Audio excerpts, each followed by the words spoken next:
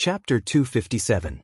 238. Imperial Killer Yunamna raised her eyebrows slightly and glared at Amon. I'm not unhappy, but can you expect me to be happier? I don't want to listen to other people's stories. Tell me what happened in person. Amon imprinted a piece of information into Yunamna's soul, telling her everything he had experienced during this period of time without any reservation. Yunamna looked at Amon with a studying gaze for a while, and suddenly covered her mouth and laughed. You're really something, coming back after taking a lot of advantage of Marduk. But what you are going to do is very dangerous. You must be careful and plan carefully. As for that girl Wendy. At this point, she stopped talking. Amon had to ask, what's wrong with Wendy? Don't you want to see her? I have explained the cause and effect clearly, and Marduk asked me to make another request, but I still chose to take her away. Even when I first saw her, even if I knew you would be unhappy now, I would still make the same choice. Yunamna was not only the goddess of youth and love in the Anunnaki divine clan, but also the goddess of war. She suddenly said to Amon, why are you sitting so far away? Can't you sit a little closer? Amon's figure disappeared from the opposite seat and appeared beside Murin. The goddess of war stretched out a hand and used her divine power to pinch Amon, while Amon looked at her with a nonchalant smile. Murin added, this girl is very good, even I sympathize with her. If someone else takes her out of the divine gate, I would be very happy. Maybe I would take her away when I see her. If she wasn't so pure and kind, why would I hold her hand and talk so much? I want to discuss something with you. Would you be willing to borrow someone from the Garden of Eden to do gardening in my rose garden? Amon laughed. You want to take Wendy to the rose garden? As long as she is willing, it's fine, but why do you have this idea? Isn't Shubra taking care of the rose garden? She's much better than Wendy. Murin pinched him again and snorted, you still have the nerve to talk about Shubra? Your disciples are the same as you. You abducted the saintess of Baron, and your disciple, Moses, abducted my elven maidservant, Shubra. Amon frowned and said, it can't be, how can there be such a thing? As far as I know, Shubra has always been in your rose garden, not in the Garden of Eden. Yunamna pouted and said, the person was not abducted, but the heart was. You haven't been around during this time, so of course you don't know the situation. Shubra has asked me several times, hoping that she can come to the Garden of Eden to help build the garden. I knew what she was thinking, so I brought her along this time. Amon smiled again. That's a good thing. Thank you for helping me. When has my Yunamna ever suffered a loss? Sending a Shubra means taking away a Wendy, as long as she is willing. Yunamna looked at him with a faint smile and said, as the goddess of youth and love, do you think I can't persuade a girl? Wendy will be happy to go with me, and I will personally guide her and train her to be the oracle of the rose garden. If she is not so lucky, then a mortal can live a short life of a few decades in happiness. This should satisfy you, right? Amon reached out and pulled her into his arms, bowed his head and said, thank you, my goddess. Yunamna suddenly burst into laughter in front of his chest and said, my Ammonius, the famous Ammonius, do you know you have a new nickname? Amon was stunned and asked in reply, what nickname? At the same time he muttered in his heart, could it be a nickname like Casanova, or something like that? Yunamna poked Amon's chest with her finger and said, the Emperor Killer of the World. This nickname had indeed just spread on the mainland. The former king of Babylon, Hammurabi II, had seen Ammonius in the palace and died the next morning. Somehow, this matter had spread to the people and many people had heard of it. It could be said that Amon had sent away a total of several emperors. He once captured the former king of Hittite, Lucier, but Lucier died shortly after returning to the capital. He also personally drove the carriage of the pharaohs of Igut, Lazith II, and led the army back to Montefiore. And the pharaoh let Amon follow him directly to his territory, but after returning to Thebes he suddenly died. As for the emperor of Assur, there was no need to mention. According to the announcement of the Assur Empire, this invincible emperor died of serious injuries in a battle with Ammonius. All the emperors of the 4 countries on the continent soon passed away after seeing Amon. In fact, none of them were killed by Amon, but it was too much of a coincidence to link these events together. So Ammonius gained the title of Emperor Killer of the human world. After this title spread, it was estimated that when the emperors of the various countries heard the name of Ammonius, they would be scared to death, lest this god would come to them. Ammonius and Murin stayed in the palace in the belly of the mountain for a few days and nights. No one knew what they were discussing, but the disciples did not dare to disturb them. After a few days, the two of them came out. Murin asked Wendy with a smile if she would like to follow her to the rose garden. No one knew what she said to the girl, but Wendy happily agreed. So Murin left the Garden of Eden with Wendy and returned to her own palace, but left Shubra in the Garden of Eden. After leaving the Euphrates Valley, Murin appeared high in the sky. A white cloud carried her and Wendy forward. Wendy's eyes widened as she looked at the rivers and mountains under her feet. She was actually flying in the clouds with a god. She almost forgot to close her mouth along the way. If there were divine emissaries spying in the dark, they would have seen this scene clearly, and would have been able to see Wendy beside Murin. Murin was still talking to Wendy in a low voice on the clouds.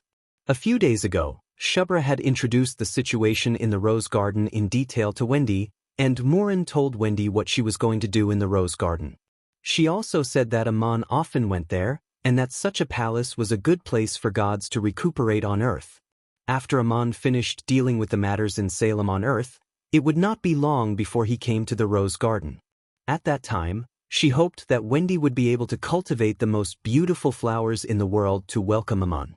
The goddess took Wendy and talked all the way, looking at the scenery from the clouds, and floated into the palace of the rose garden. Even if they did not show themselves, flying in the clouds for so long would definitely be noticed by the gods. Ammon also left the Garden of Eden soon after, disappearing into the mountains without a trace. After another period of time, a man dressed as a wandering hunter came out of the jungle of the Euphrates Valley, leaning on a tree-like cane, and began to climb the steep Assyrian plateau, disappearing into the rocky cliffs.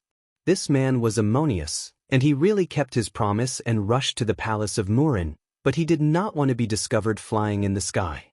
When he reached the top of the desolate plateau, he could no longer cover himself as a wandering hunter, because no hunter would run to such a place to hunt. So Ammon used his stealth magic again and walked across the peaks of the lofty plateau. The snow that never melted all year round did not leave his footprints, nor did the glaciers that stretched across the peaks reflect his figure. Climbing the plateau to the palace of Murin, there were still 3,000 miles to go, and Ammon had just walked a short distance when he suddenly sensed a faint, almost imperceptible wave of detection magic sweeping over. He immediately stopped and turned away, his figure like a wisp of smoke rushing into a deep valley. Although his reaction was quick, it was too late. Enrol had been waiting for him for a long time, and he had sent his emissaries who were best at stealth and detection to guard the area leading to the palace of Murin. This was the place where Ammon was most likely to appear. These emissaries were not necessarily good at fighting, and if Ammon noticed that his whereabouts were exposed and wanted to escape, they might not be able to catch up, but they could inform Enrol at once. Not only that, but Enrol also sent emissaries to watch the vicinity of the palace of Murin. If Murin made a move, this god would immediately be informed. His purpose was to make it too late for Murin to save Ammon, and at the same time, to give Ammon no chance to send out a distress signal. Enrol waited for more than half a year, and today he finally succeeded. As Ammon was walking in the mountains and wastelands, he suddenly sensed a faint wave of detection magic sweeping over a large area indiscriminately, and realized that he might have been discovered. His reaction was very fast, and he immediately turned into a wisp of green smoke, turned around, and flew away, falling into a deep valley and quietly hiding. If the target of the other party's detection was him, they might not have found his exact location, so they might be able to avoid the search. But Ammon immediately realized that he had not escaped, and the other party had found his exact location. Because in the distant horizon, thick smoke and flames were flying towards him, one on the left and one on the right, and their target was the deep valley where he was hiding. It was the god of flames, Kibir, and the god of ashes, Nugus, who he had fought before. Ammon did not intend to meet the two divine emissaries face to face, and as soon as he saw them coming from the horizon, he decisively decided not to hide anymore, turning into a golden light and flying out of the deep valley towards the southern part of the Saya Plateau. He wanted to escape back to the plains of Duk as soon as possible, and his speed was obviously much faster than the god of flames and the god of ashes, so it was impossible for the two divine emissaries to catch up. The golden light that Amon had turned into was almost close to the ground, flying at low altitude like a bolt of lightning, and soon left the god of flames and the god of ashes behind, but Amon did not slow down in the slightest. The mountains gradually lowered, and they were almost at the edge of the Saya Plateau. Another huge mountain range appeared in the distance, the last barrier through the Saya Plateau to the plains of Duk. The mountains were high and rugged, and lush jungles grew halfway up the mountains, and the cliffs and precipices were covered with cracks and caves of various sizes.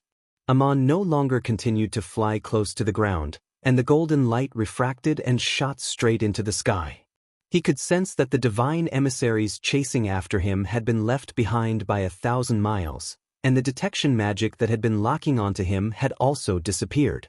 His next step was to step directly into the eternal void of life and death. However, at this moment, he suddenly heard a cold shout in his soul, "Amon, do you still want to escape?" With this shout, the heavenly god Enrol appeared high in the sky with a long whip in his hand, and a powerful pressure spread out, firmly locking onto Amon's figure. After receiving the news, Enrol did not come from afar to track Amon, but directly appeared high in the sky to block his way. Behind Amon, there was the god of flames and the god of ashes chasing after him, and in front of him was a tall mountain range, which was turning into a golden light refracting into the sky. The gods were not so long-winded in their attacks, and with that shout, Enrol had already lashed out with his whip. Within the range of the divine power of the gods, there seemed to be no distance or hindrance. With a wave of his whip, Amon's figure had already been locked onto by a powerful pressure. If it had been an ordinary person, they would have been scared out of their wits at this moment. But if Enrol wanted to kill another god, he would have to hit him directly. The shepherd's long whip unfolded in the sky, but it did not make a sound. At the same time, all the sounds in the world disappeared, and the mountains on the plateau and the clouds in the sky seemed to tremble silently. The long whip was like a huge question, chasing after Amon in search of an answer. Amon, who had experienced hundreds of battles, had experienced countless life and death dangers, but there had never been a more hair-raising experience than this one. His reaction could not be any faster, and he abruptly stopped in midair. The golden light that enveloped his body instantly turned into a golden armor. He pulled out the Eye of Sealing and swung it upwards, as if annihilating all the power in midair, forming a vacuum that could swallow everything. As he swung his sword, Amon turned around and dove down, rushing head first into the cliff of the huge mountain range in front of him. It was a cliff thousands of feet high halfway up the mountain, and the height was near the snowline. Due to years of glaciers covering and melting, the erosion marks formed had left the huge cliff riddled with cracks, and the rock layers were very severely weathered. The cave structure in the mountain was quite complex, and it was a very suitable place for hiding. If Amon hid quietly in the depths of the mountain before Enrol arrived and locked onto him, it would be difficult for even a god to find him unless the entire cliff was blown down. But now that Enrol had his eyes on him, it would be difficult for him to escape even if he did so, and he was obviously just trying to fight for that slim chance of survival while escaping. Looking at Amon's momentum, he wanted to crash into the mountain, but of course he did not want to kill himself, but wanted to rely on the strong body of a god to drill into the depths of the mountain like a drill. With such a majestic mountain range, it was absolutely impossible for him to escape to the plains of Duk under Enrol's pursuit, but he could rely on the mountain to defend and counterattack, trying to hold on until reinforcements arrived. Murin might come to save him, and this was Amon's only choice at the moment. Amon's figure flew towards the cliff in front of him, and Enrol's whip struck the vacuum that annihilated everything behind him. The long whip coiled into a spiral shape, and with a huge force, it instantly straightened and bounced off, and under the clear sky, a thunderous roar came from the plateau, shattering the vacuum created by Amon. Then Enrol's figure teleported from high in the air to the tip of the long whip, and the tip of the whip strangely turned into a whip shaft that appeared in his hand, and he swung it forward again with all his might. This long whip did not draw a trajectory in the air, and what Enrol swung out was a pervasive force, and his figure followed this force straight towards Amon. Even if Amon had the magical eye of sealing, he would not be able to annihilate it, let alone cut open a spatial rift to escape to another place, and the powerful aura that pervaded the air was almost unparalleled. Enrol did not seem to move at all, but time and space seemed to have become distorted, and the huge cliff seemed to be rushing towards him. No matter how Amon's figure flew, it was getting closer and closer. The whip seemed to be hovering in place, but Amon seemed to be flying forward and retreating, and was about to be firmly entangled by the whip. This was the magic of Enrol as the creator. Although the means did not seem to be different from the changes of the world's top divine arts, the way it was used and the powerful force was not something that Amon could resist. Since he had already made his move, it was impossible to let Amon leave alive. Even if Murin, who was far away in the divine palace of Murin, wanted to save Amon, it was simply too late. The whip was just a little bit away from wrapping around Amon, and Enrol's motionless figure was already standing in front of the cliff, while Amon slammed into the mountain fiercely. A piece of rubble and dust flew everywhere, and the long whip straightened and shot into the mountain rocks, and in the next moment, it would pierce through Amon. At this moment, Enrol's expression changed. He was keenly aware that at the moment when Amon crashed into the cliff, the falling rubble was accompanied by an unusual burst of divine power.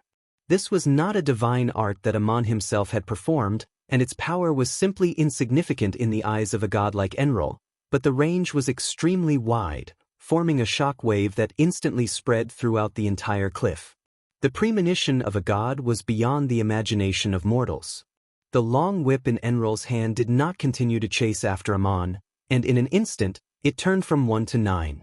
Some were flames, some were thick smoke, some were a storm, some were like a spatial boundary, and some were the condensation of various elemental forces. They spread out in all directions like a ponytail, not only to block all possible attacks in the air, but also to form a spiral barrier that tightly wrapped around his body. This god's reaction was too fast, because the majestic peak let out a terrifying roar and suddenly collapsed towards him. There was actually a trap here, even Enrol did not notice it just now. This trap was not set by Amon. This area had long been monitored by Enrol's oracles, and he had no time or opportunity to set any trap against Enrol.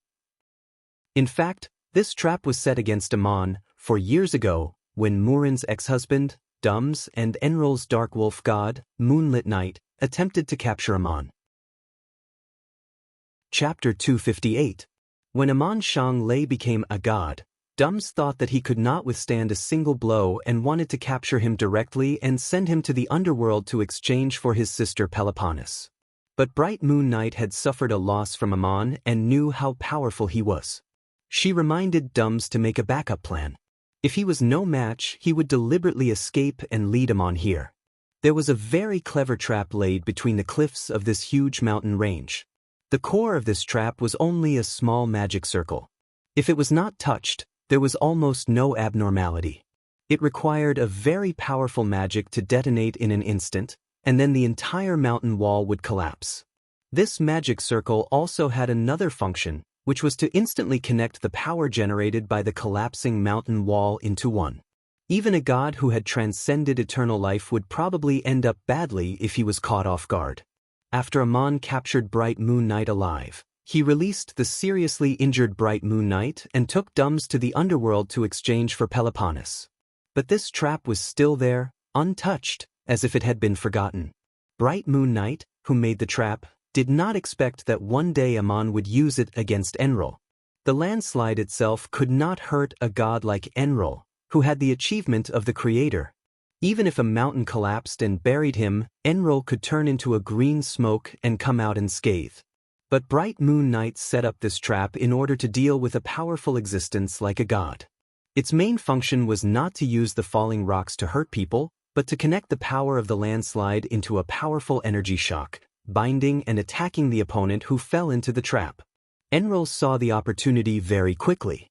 The whip shadow had already whipped the collapsed mountain wall into powder, forming an independent moving space. But the powerful impact of the condensed force actually forcibly collapsed this divine space. The shock wave that could almost smash everything into powder directly hit the whip that was wrapped around Enlil's body in a spiral shape, and even the sky seemed to tremble with an echo. Enlil fell into the trap, but where was Amon?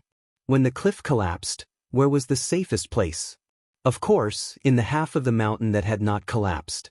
It was like hiding under a roof when it was raining. Amon held the eye of ceiling in his hand and turned it into a sharp drill, drilling directly into the depths of the mountain. After the landslide, his figure appeared again in the newly formed precipice, and he swung his sword towards the chaotic world where Enlil was. It was still a powerful sealing force. Amon was afraid that the trap set by Bright Moon Knight was not effective enough, so he added more force and compressed all the energy shock of the landslide together and blasted it towards Enlil. When Amon swung his sword, the countless falling boulders and the huge mountain stopped in the air for a moment, as if the power of the collapse had been sucked out and shifted, and then continued to collapse. Amon only swung his sword once, but this time he used his strongest power, and then his figure turned into a golden light shooting straight towards the sky, not even looking at Enlil who had fallen into the trap.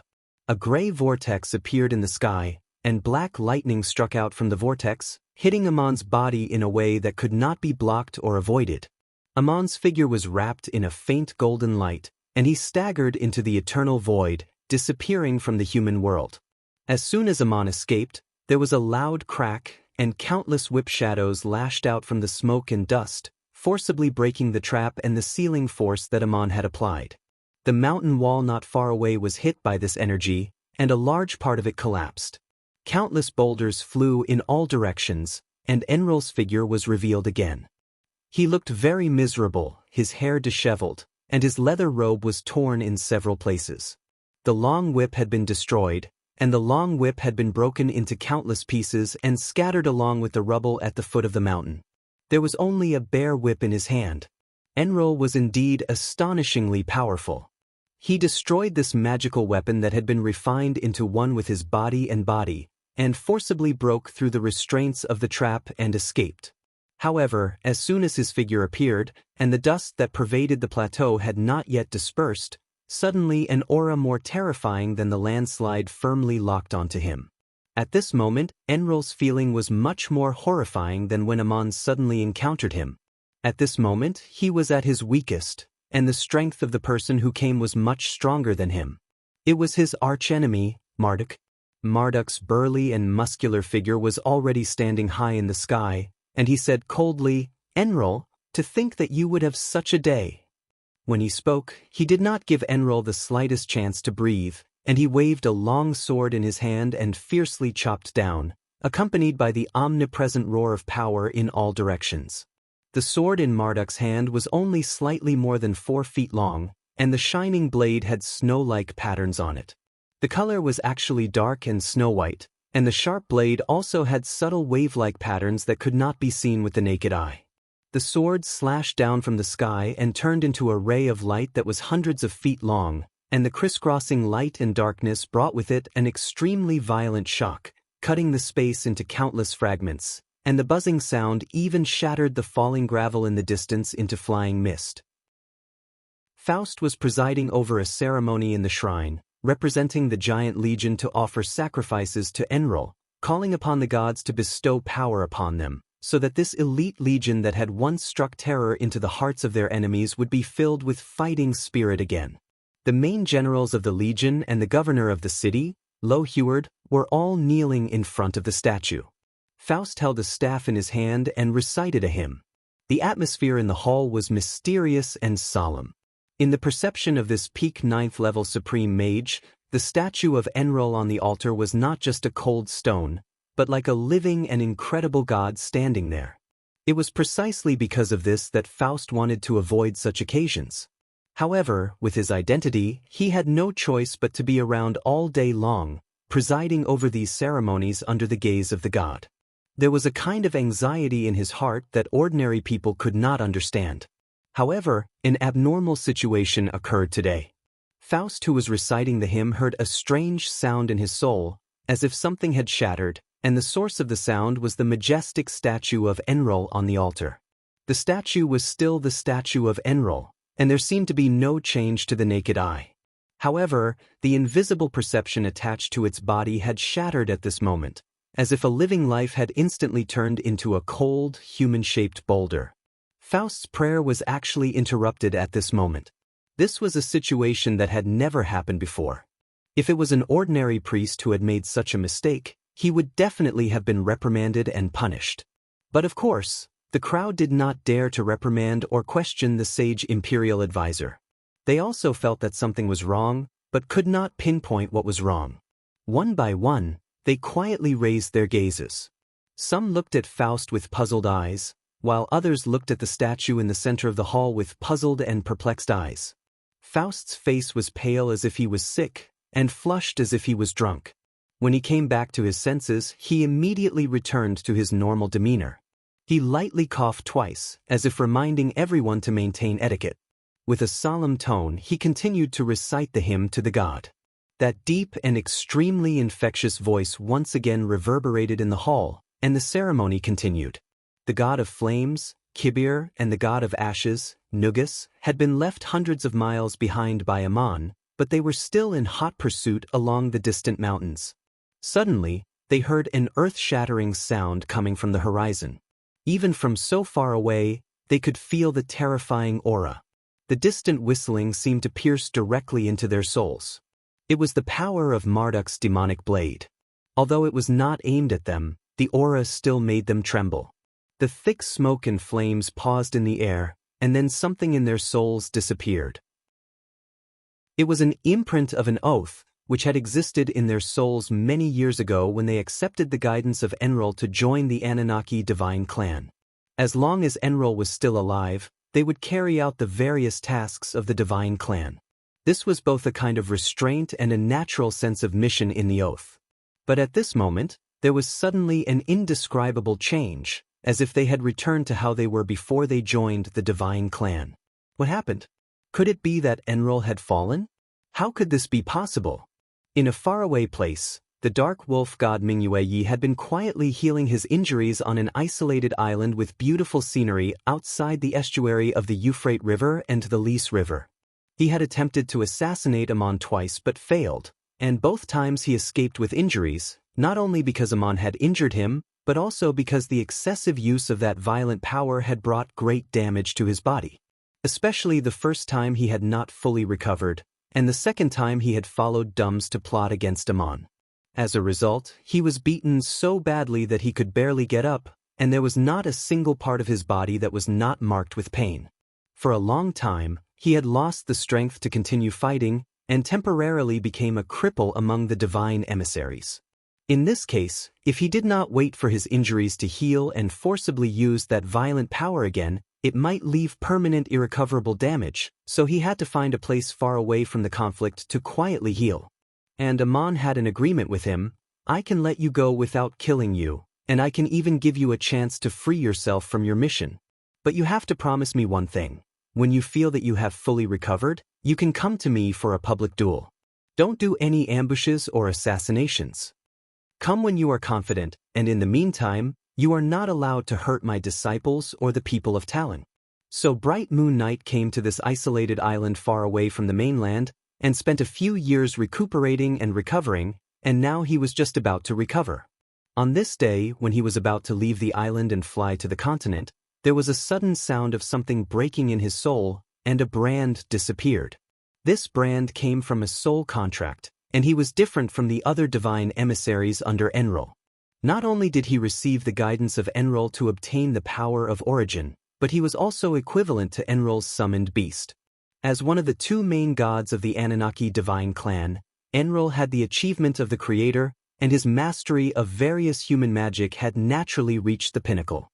He himself was also a far more brilliant summoning magic master than Sylvia. His guidance to Bright Moon Knight was different from that to the other divine emissaries. He focused on teaching him how to cultivate and control that violent power so that it merged with the body and mind, like the soul of a beast lurking in the human body. Enlil also signed a soul contract with Bright Moon Knight, making him the most dangerous assassin on the continent under his command. This soul contract was the brand that merged with the body and mind, and now that the brand had suddenly disappeared, it could only mean one of three things. Either Enlil had voluntarily given up the contract, or Bright Moon Knight had become strong enough to break through the shackles of the brand, or the god Enlil had fallen. The dark wolf god Bright Moon Knight looked at the coastline in a daze.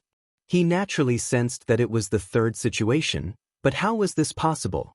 Bright Moon Knight seemed to be free, but he felt a sense of loss and trance in his soul. Saya of the Hittite kingdom, High Priest Walter hurried to the backyard of the shrine, to the quiet courtyard where his teacher Goliath lived.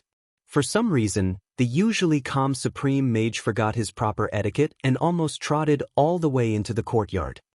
He stopped outside the door and said, "Teacher Goliath, I have something important to tell you." The door opened silently, obviously to let him in by himself. But Goliath did not speak. Warret stepped quickly over the threshold and into the house, but he was stunned.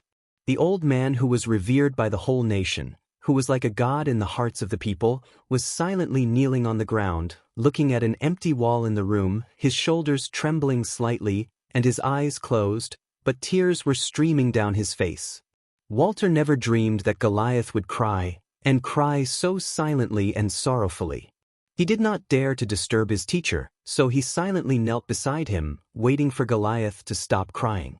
This is the private reception room outside Goliath's bedroom, and the location is the backyard of the shrine of Enlil. According to the convention, for a priest like him, this wall should have reliefs or paintings of the gods. Otherwise, it would be against the rules of shrine architecture. But in Goliath's reception room, there was only an empty wall, nothing on it. In the whole kingdom, only the old man had enough authority to decorate the room in the shrine according to his own will. When the priests of the Hittite kingdom discussed this matter in private, not only did they not dare to accuse Goliath of being disrespectful to the gods, but in public, they would praise this supreme mage who had great virtue.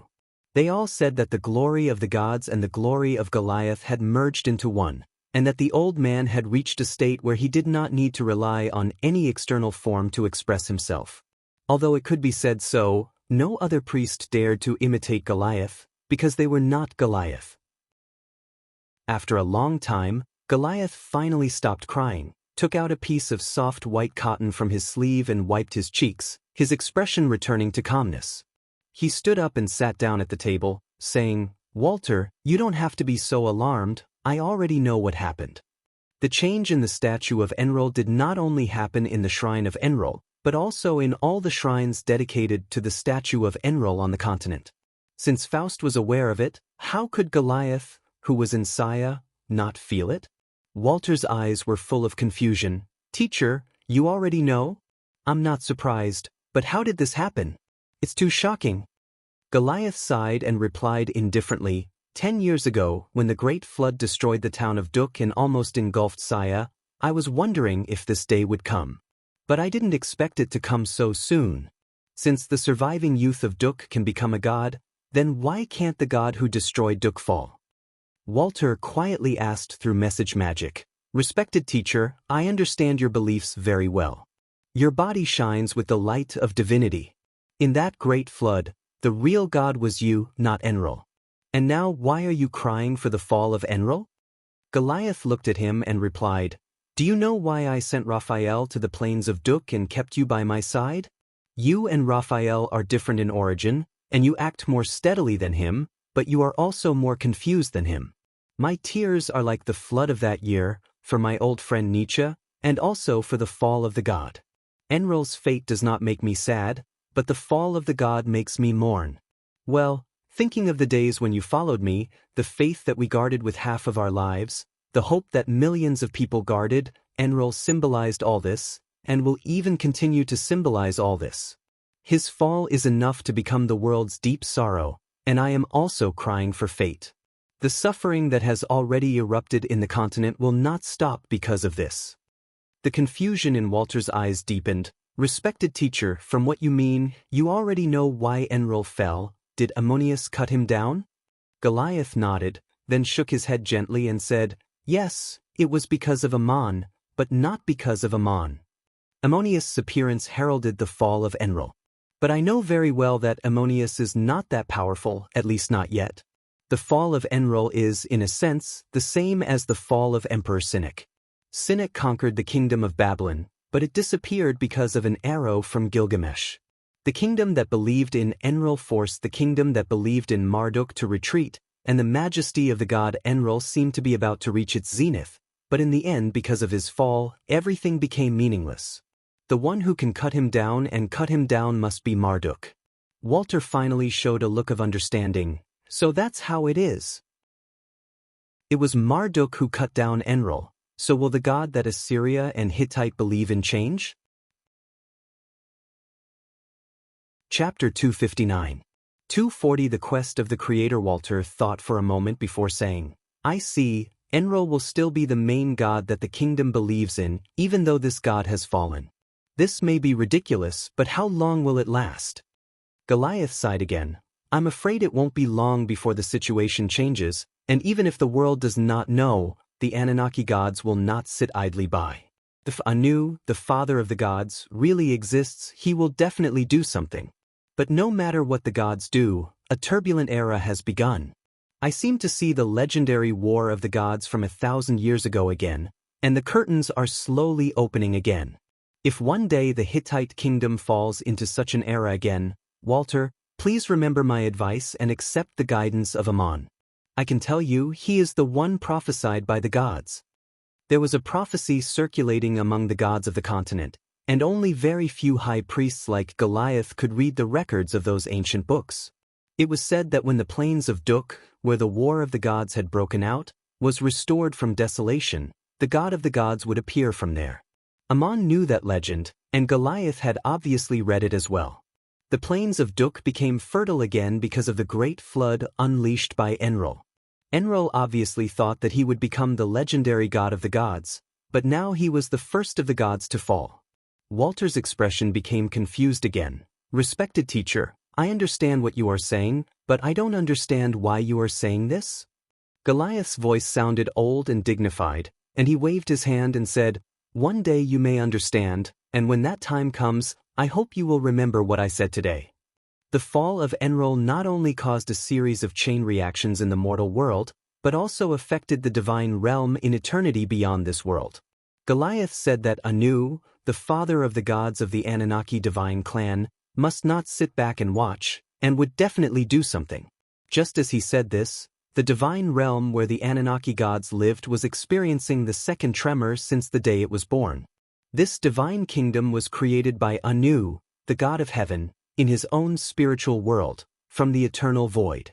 If one came to this divine kingdom, one would find that the mountains and rivers here were very similar to the Assyrian plateau in the north of the heaven's pivot continent. The mountain was towering and majestic, but it was not as desolate and barren as the human world. The top of the huge mountain was also covered in pure white snow, and the glaciers hanging down from the cliff were like crystal clear and beautiful ice sculptures.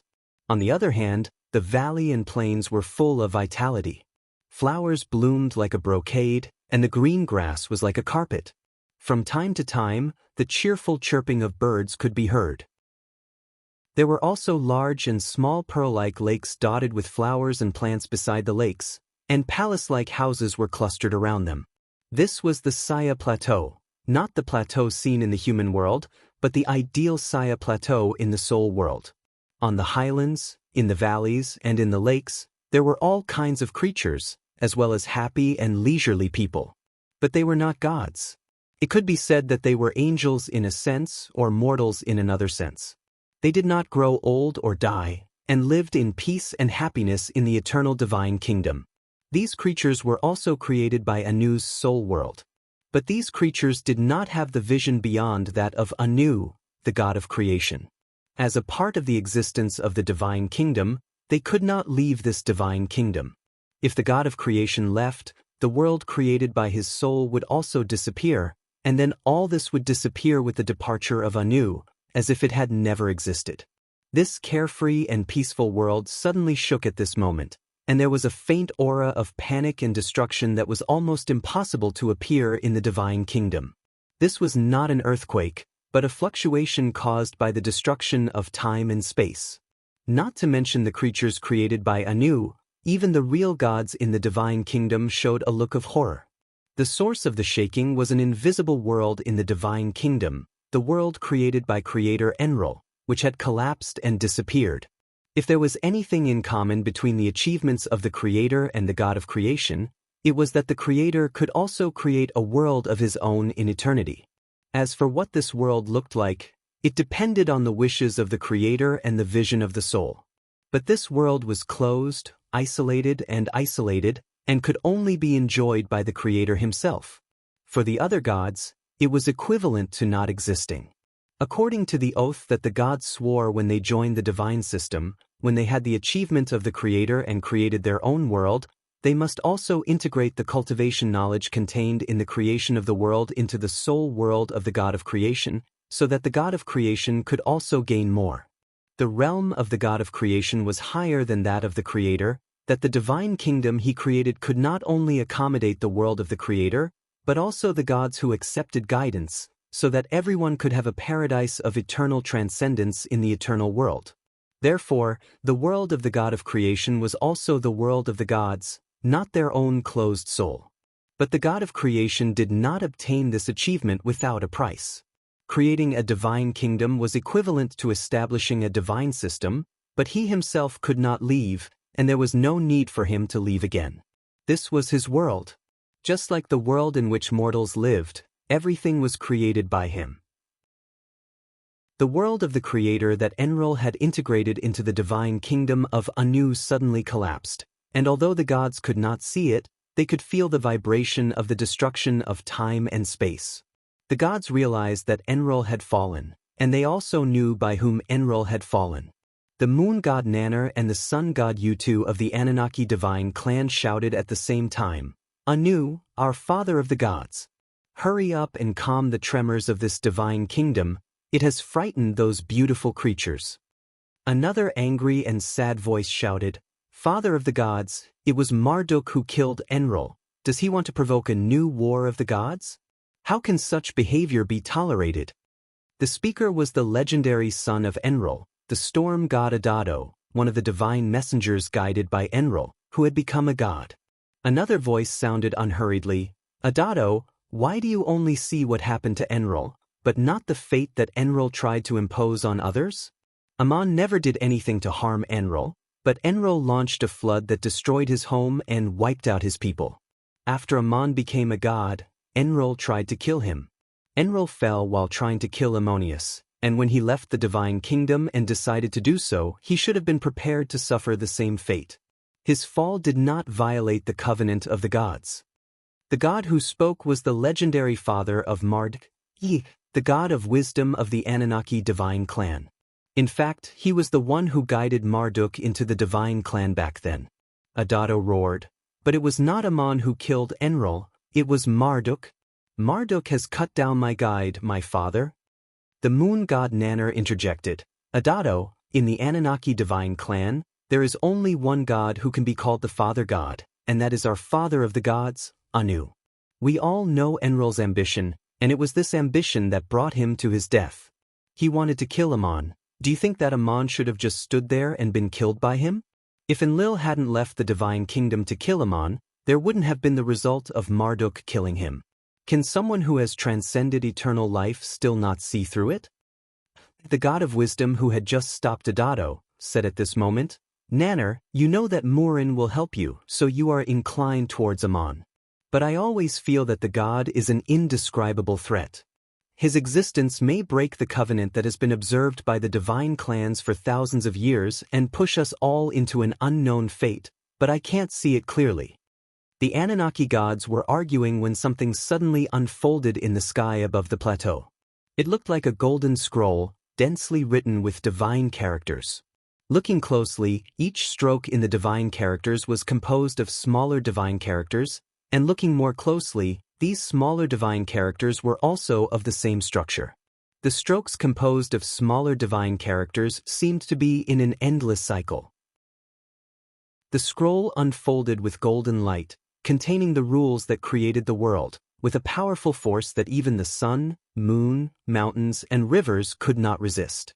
The tremors in the divine kingdom, including the aura of destruction of time and space, disappeared in an instant, and peace was restored. The gods heard an old and majestic voice. "The person who will provoke the war of the gods is not Amon. Enrol's actions have provoked a civil war among the divine clans. And after Marduk killed him, what will be provoked is a larger war between the divine clans. The God of Wisdom, do you know how powerful the Marduk you have received is now? Marduk has long had the achievements of the Creator, but he did not open up a world of his own in the divine kingdom. Instead, he cultivated again and again in the human world.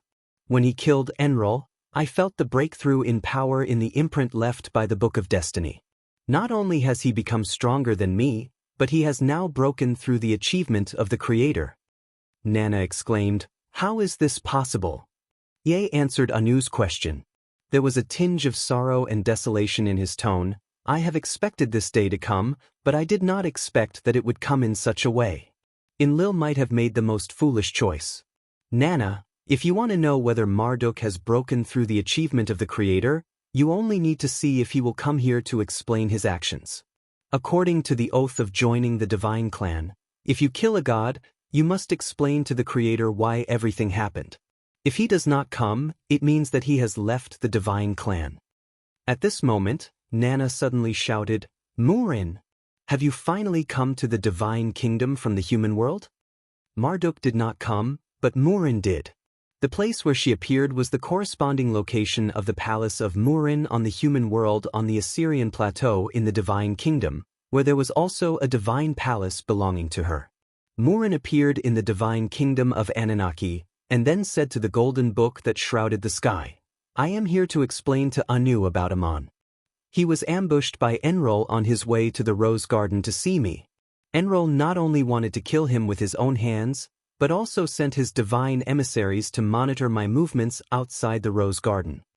She spoke like a mortal in the divine kingdom, but her voice naturally carried all kinds of complex information, and the gods could understand the cause and effect clearly. Anu's voice came from the sky again. "If I were still here, I would very much like to see that Ammonius." The gods were stunned. Anu obviously meant that he was no longer in the divine kingdom, but how was this possible?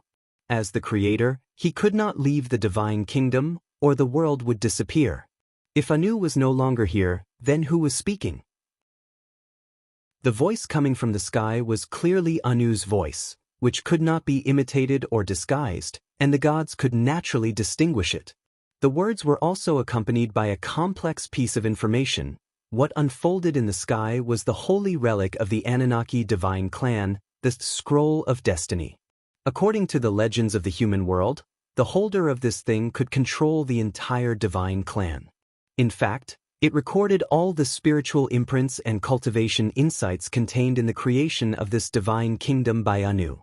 Not only that, but the Scroll of Destiny also recorded the insights of the various gods into the divine kingdom. It was a dynamic imprint that contained all the information of this divine kingdom. Before the War of the Gods, Anu had given the Scroll of Destiny to Tiamat. This was an important inheritance, which was tantamount to telling Tiamat the secrets of the creation of the divine kingdom and Anu's own cultivation achievements. Soon after that, the War of the Gods broke out. Marduk killed Tiamat and obtained the Scroll of Destiny, and Enrol also wanted this holy relic, but Marduk returned it to Anu. This was the beginning of the break between the two gods. There were two reasons why Marduk did not keep the Scroll of Destiny in his hands. First of all, his purpose was to read the secrets of the Anunnaki divine kingdom recorded in the Scroll of Destiny and understand the mysteries of cultivation in the realm of the Creator, and this purpose had been achieved. Second, he found that although he had obtained the Scroll of Destiny, he could not really control it, as Anu could take it back at any time. Marduk, without the guidance of the divine clan, comprehended the power of origin on his own and became a god who transcended eternal life. His desire to join the Anunnaki divine clan was not the same as that of other gods, which was to explore the secrets of the Creator and even to pursue a higher realm. Understanding the secrets of cultivation did not mean that one could succeed.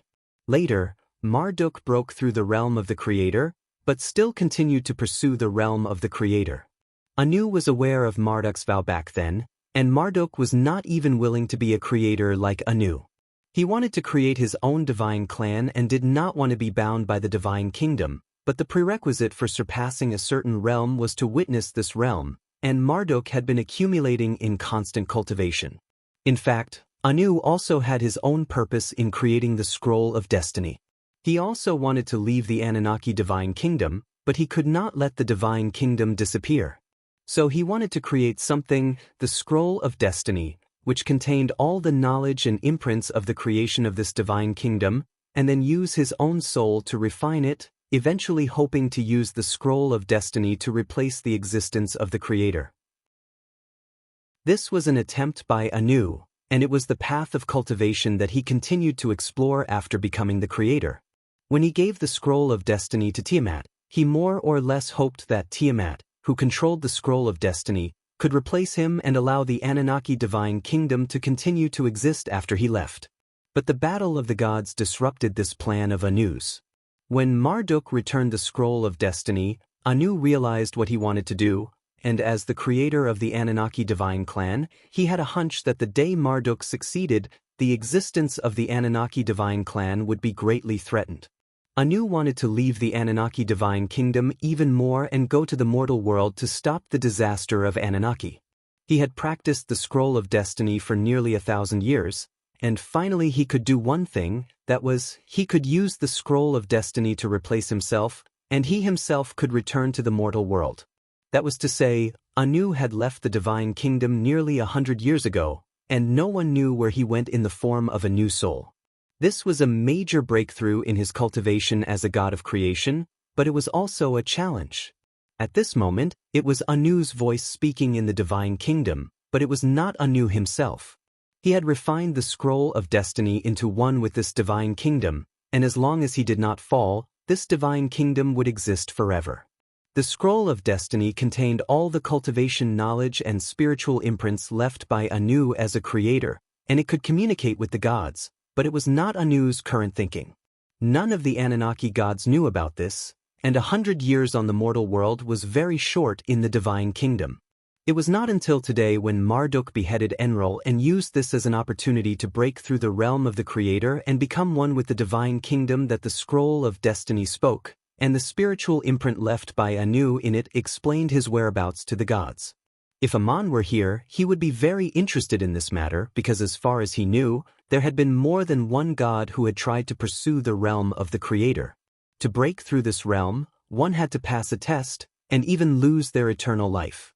Goddess Isis failed, but Zeus of the Olympian divine clan succeeded. Anu must have understood the possible consequences of doing so, so he adopted another way to bypass the test, which was to spend 1,000 years refining the magical Scroll of Destiny. It seemed that he had succeeded, but it also proved that the test could not be avoided. Although Anu left the Scroll of Destiny and went to the mortal world, what was reborn in the mortal world was an almost blank soul. After Anu left the divine kingdom and went to the mortal world, there were only two ways for him to come back. The first was to end his life in the mortal world. The second was to start all over again and pass all the tests to become a god who transcended eternal life again. His current situation was very similar to that of Batet back then, except that he did not know what the result would be. It was possible that he had gone to the mortal world in vain and would eventually return with nothing. Chapter 260. 241. The Bible. Until today, Anu had not returned, which meant that if he had become a new living creature in the human world, he should still be alive now, nearly 100 years ago. His identity may be human or other living creatures, but he would never know that he was Anu, living in the world like other living creatures and starting over again, but deep in his soul he carried Anu's vow when he left the divine realm. What would have happened to such a deity in the human world? What kind of story would have happened to him? It could only be said that it was wonderful.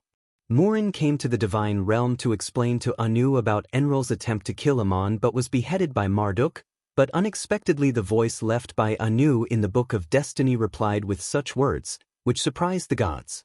It was not until today that they learned that Anu had left.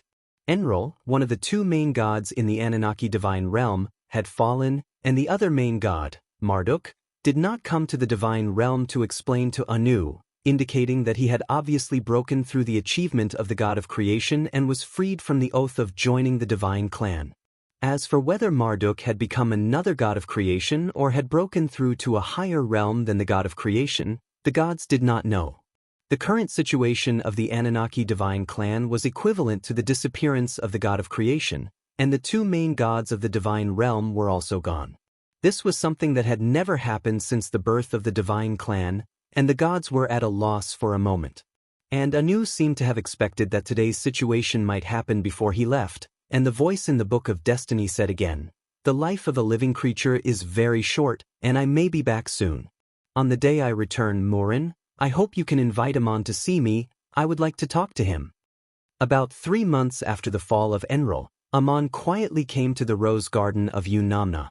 The dozen or so divine emissaries under Murin, except for Shubra, had now returned to this divine palace, and took the initiative to open the door to welcome Ammonius' arrival, and told him that the goddess Ammon had been waiting for him. Ammon's face was a little pale, just like a mortal who had fallen ill. There were also traces of weakness. As he walked towards the palace at the foot of the mountain, he saw Wendy among the flowers. When Wendy saw Ammon, she stood in the garden by the stream and waved to him. She shouted cheerfully, "My God, I have been waiting for you. I will use the most beautiful flowers to welcome you." "Are these flowers beautiful?" "They were all planted by me. Only in this kind of divine palace can such beautiful flowers be cultivated." As Ammon approached, he turned around inadvertently. He had already regained his usual demeanor and appearance. There was no trace of weakness at all. He came to the flowers with a smile and said, "It's really beautiful. I've never seen such beautiful flowers, but you're even more beautiful than these flowers." Wendy blushed and said with her head lowered, "The goddess is waiting for you, and she seems to be in a hurry. Please go in quickly. I will accompany you to enjoy the flowers when I have time." Namna's eyes were sharp, and Ammon could not hide his weakness in front of her. The goddess tugged at his sleeve as soon as she saw him and asked, "You're injured? Who did it? Enlil or Mart?" Ammon smiled bitterly. Of course it was Enlil. One must pay a price to lure him into the trap. How could I get away unscathed? But it's worth it. He has fallen, and my father and crazy Ol can rest in peace. As for Marduk, I have an agreement with him that no matter what identity he appears in, he cannot take the initiative to hurt me, nor can he order his divine emissaries to attack me. Murin snorted and said, "Do you think Marduk is being kind to you? He won't attack you himself, but he would love to borrow Enlil's hand to cut you down or severely injure you. You're lucky enough to be where you are now. Don't go anywhere during this time, and you must not leave the rose garden before you recover from your injuries." Ammon smiled. "Of course I won't go anywhere. Although I'm injured, I've also fulfilled my wish for many years, and I've gained something. Do you know? I even vaguely understand the path of cultivation of the Creator, and I want to practice for a while to understand those feelings clearly so that I can verify them in the future." Namna looked at him, blinked her beautiful eyes, and said meaningfully, "It's actually not difficult to understand the path of cultivation of the Creator. I've had some insights for many years, and I was looking for an opportunity to have a good exchange with you. What's really difficult is the process of practice and verification, which is the same as things in the human world. Sometimes you know what to do to achieve a certain achievement, but it's not easy to actually do it." Ammon reached out and put his arm around her shoulder. "Because I'm not a god of the Anunnaki divine clan, we rarely discuss cultivation issues together, and now we have a chance to verify each other's insights. My goddess of youth and love, what you have verified must be clearer than what I have." Namna finally smiled and leaned against Ammon's chest. "That's not necessarily true. You were a very special person before you became a god, and now you are a very special god. The cultivation of the gods also runs through from beginning to end, and if there is still a will after transcending eternal life, you can realize that this path has long existed. The achievement of the Creator, the ability to open up a world of their own in the immortal eternity, everything comes from the spiritual imprint and the knowledge of cultivation. This foundation was laid long before becoming a god and when passing the test of endless life and death. Without this source, there is no way to talk about the achievement of the Creator out of nothing. And the way to pass the test of endless life and death is related to each person's experience, and the ups and downs you experienced on the continent. Looking back, the course of life is so ups and downs, so colorful. Many divine emissaries could not have had what you have experienced before they became gods, and the title of mortal emperor killer is enough to show your uniqueness. When you and I exchange our own insights, I may even take advantage of you more. The achievements of the gods often cannot be measured by time, and if you enjoy that eternal comfort in the divine kingdom, there will be no change even after 1,000 years. And the achievements of the gods does not mean the level of magic power, but the difference in the way and rules of using power, and this is the real breakthrough. Amon listened quietly, and as Namna spoke, it was naturally accompanied by information imprinted in his soul, explaining the complex and esoteric meaning. The mutual verification of information between the gods could happen at any time, and it did not mean that they had to sit down and talk to each other like a negotiation. As long as it was imprinted in the soul, it would not be forgotten, and it only depended on whether it could be truly verified in cultivation. When Namna finished, Amon said softly, "Thank you for telling me this. It is exactly what I lack in experience. After all, I have just become a god not long ago, and there are many things that I am still experiencing and thinking about. When I came, I found that you had gathered all the divine emissaries under you to the rose garden, and you seemed to be very nervous. Did something happen again?" Namna suddenly sighed and reached out to grab Amon's arm, like an ivy encountering a big tree that she could rely on, and said with her head down, "Something unexpected has happened, and it is related to the fate of the entire Anunnaki divine clan. Marduk has left the divine clan, and the other king god has been killed by him, and the god of creation, Anu, has left the divine kingdom and gone missing." As she spoke, she had imprinted what had happened in the divine kingdom of Anunnaki into Amon's soul, and not only did she explain everything clearly, but this information also contained instructions on how to enter the divine kingdom of Anunnaki. Although Amon was not a god of this divine clan, the voice that Anu had left in the scroll of destiny had already spoken, saying that he wanted to invite Amon to enter the divine kingdom in the future to meet him. Amon was also surprised to hear the news, and he immediately explained to Murin what he knew about Zeus and Isis, frowning and asking, "Could it be that Anu wants to avoid the test and break through in another way? Why do I feel like this is a detour?" And Marduk broke through and became a god of creation after killing Enlil. Why do I feel like he is more than just a god of creation? As far as I know, Marduk has more than one title of god.